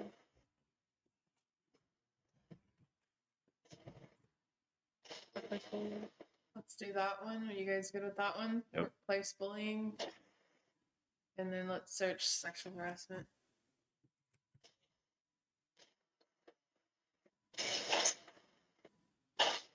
Sexual harassment for managers. This one's specific to California. Sexual harassment prevention. That may be a good one. I think that's the one we want. Local Government.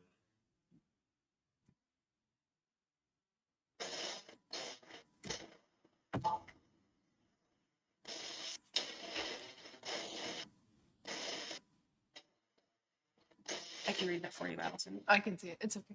I'm good with that one, Jason, if you guys are good with that. Jim, are you good with that one? I'm good with it. I am. Okay. I'm good with those. Thank you for looking into that. Absolutely awesome. Yeah, if it's a resource that's available to us, and the more you know, the more you know. Right. Anybody got anything else? Yes. Yeah, I have one. Oh, sorry, Danielle, I didn't mean to talk over you. You did ask me to bring the traffic coordinator job description, so here's that. And you'll see that that was last updated in 2017. That's an update that we can work on doing, matching it similar to our most recent update. What are your guys' thoughts on the position? Are we out looking for one? We are taking applications for it or no? I don't believe so at this time. I have to check the county website. I know I had mentioned putting it under another department, but what are your thoughts on that? Do you want to go out to see if we can hire someone, or are you trying to possibly put that under a different employee?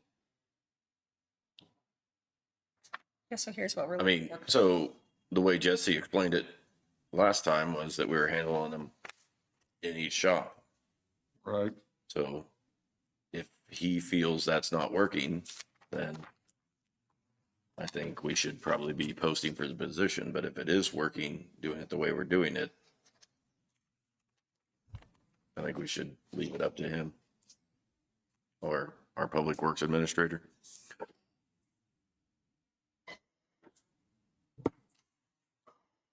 I guess what I was hearing, what I thought was that they were not able to possibly have the response time needed. And also, this is just from the public comment, but it's a full-time job that no one's doing right now, and I haven't had any complaints, to be honest, about signs, but Yeah. I mean, he's working on the lake signs. Personally, I think I'd like to get the public works director set up, and I'm gonna take a look and see what to get our public works director hired and see, and then work through where we need and how we need to set our jobs up. Okay. I'd like to do. And we're in the process of, I just was trying to think of what we've told Jesse. I thought a few weeks ago we told him to go out and put the job description online.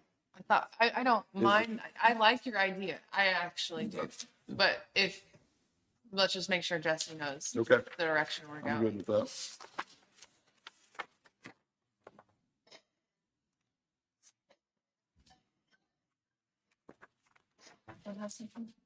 Yes, Jacqueline did have something to add. I had one more thing. You guys got a copy of the proposed resolution regarding the fence viewing? So you all can either take a look at that and approve it or recommend changes, and or we can postpone it.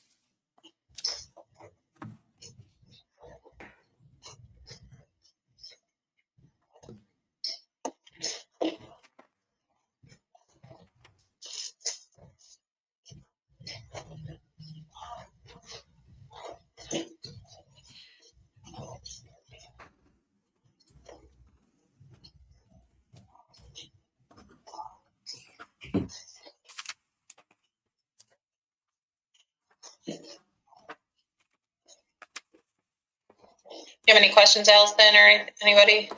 I The don't. resolution number.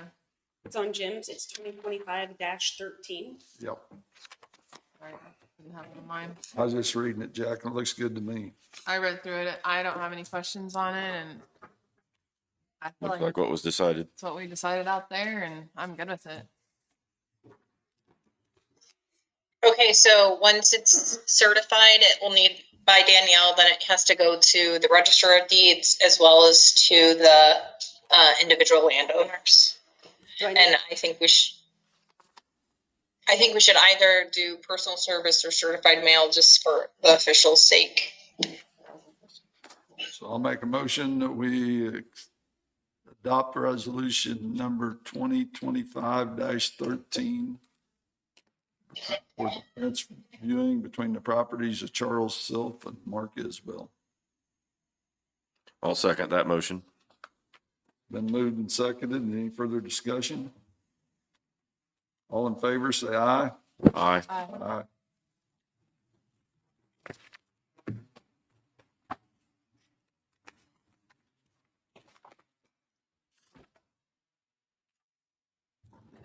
Anything else? That's all I had, you guys. Anybody else have anything? I don't. I'll make a motion to adjourn. I'm sorry. Oh. Did we say we're meeting public Wednesday, right? Yeah, That's Wednesday, correct. Wednesday at 9 to, here will be just a budget workshop. It's at 9. What time does it start? Is 9 o'clock. I It's didn't know if 10? you had it adjusted. 9 o'clock. It's 10 to like 4:30 or so, is that what we've? Scott Lloyd will be here at 9 o'clock. We can start at 10. Oh, you said 9? Okay.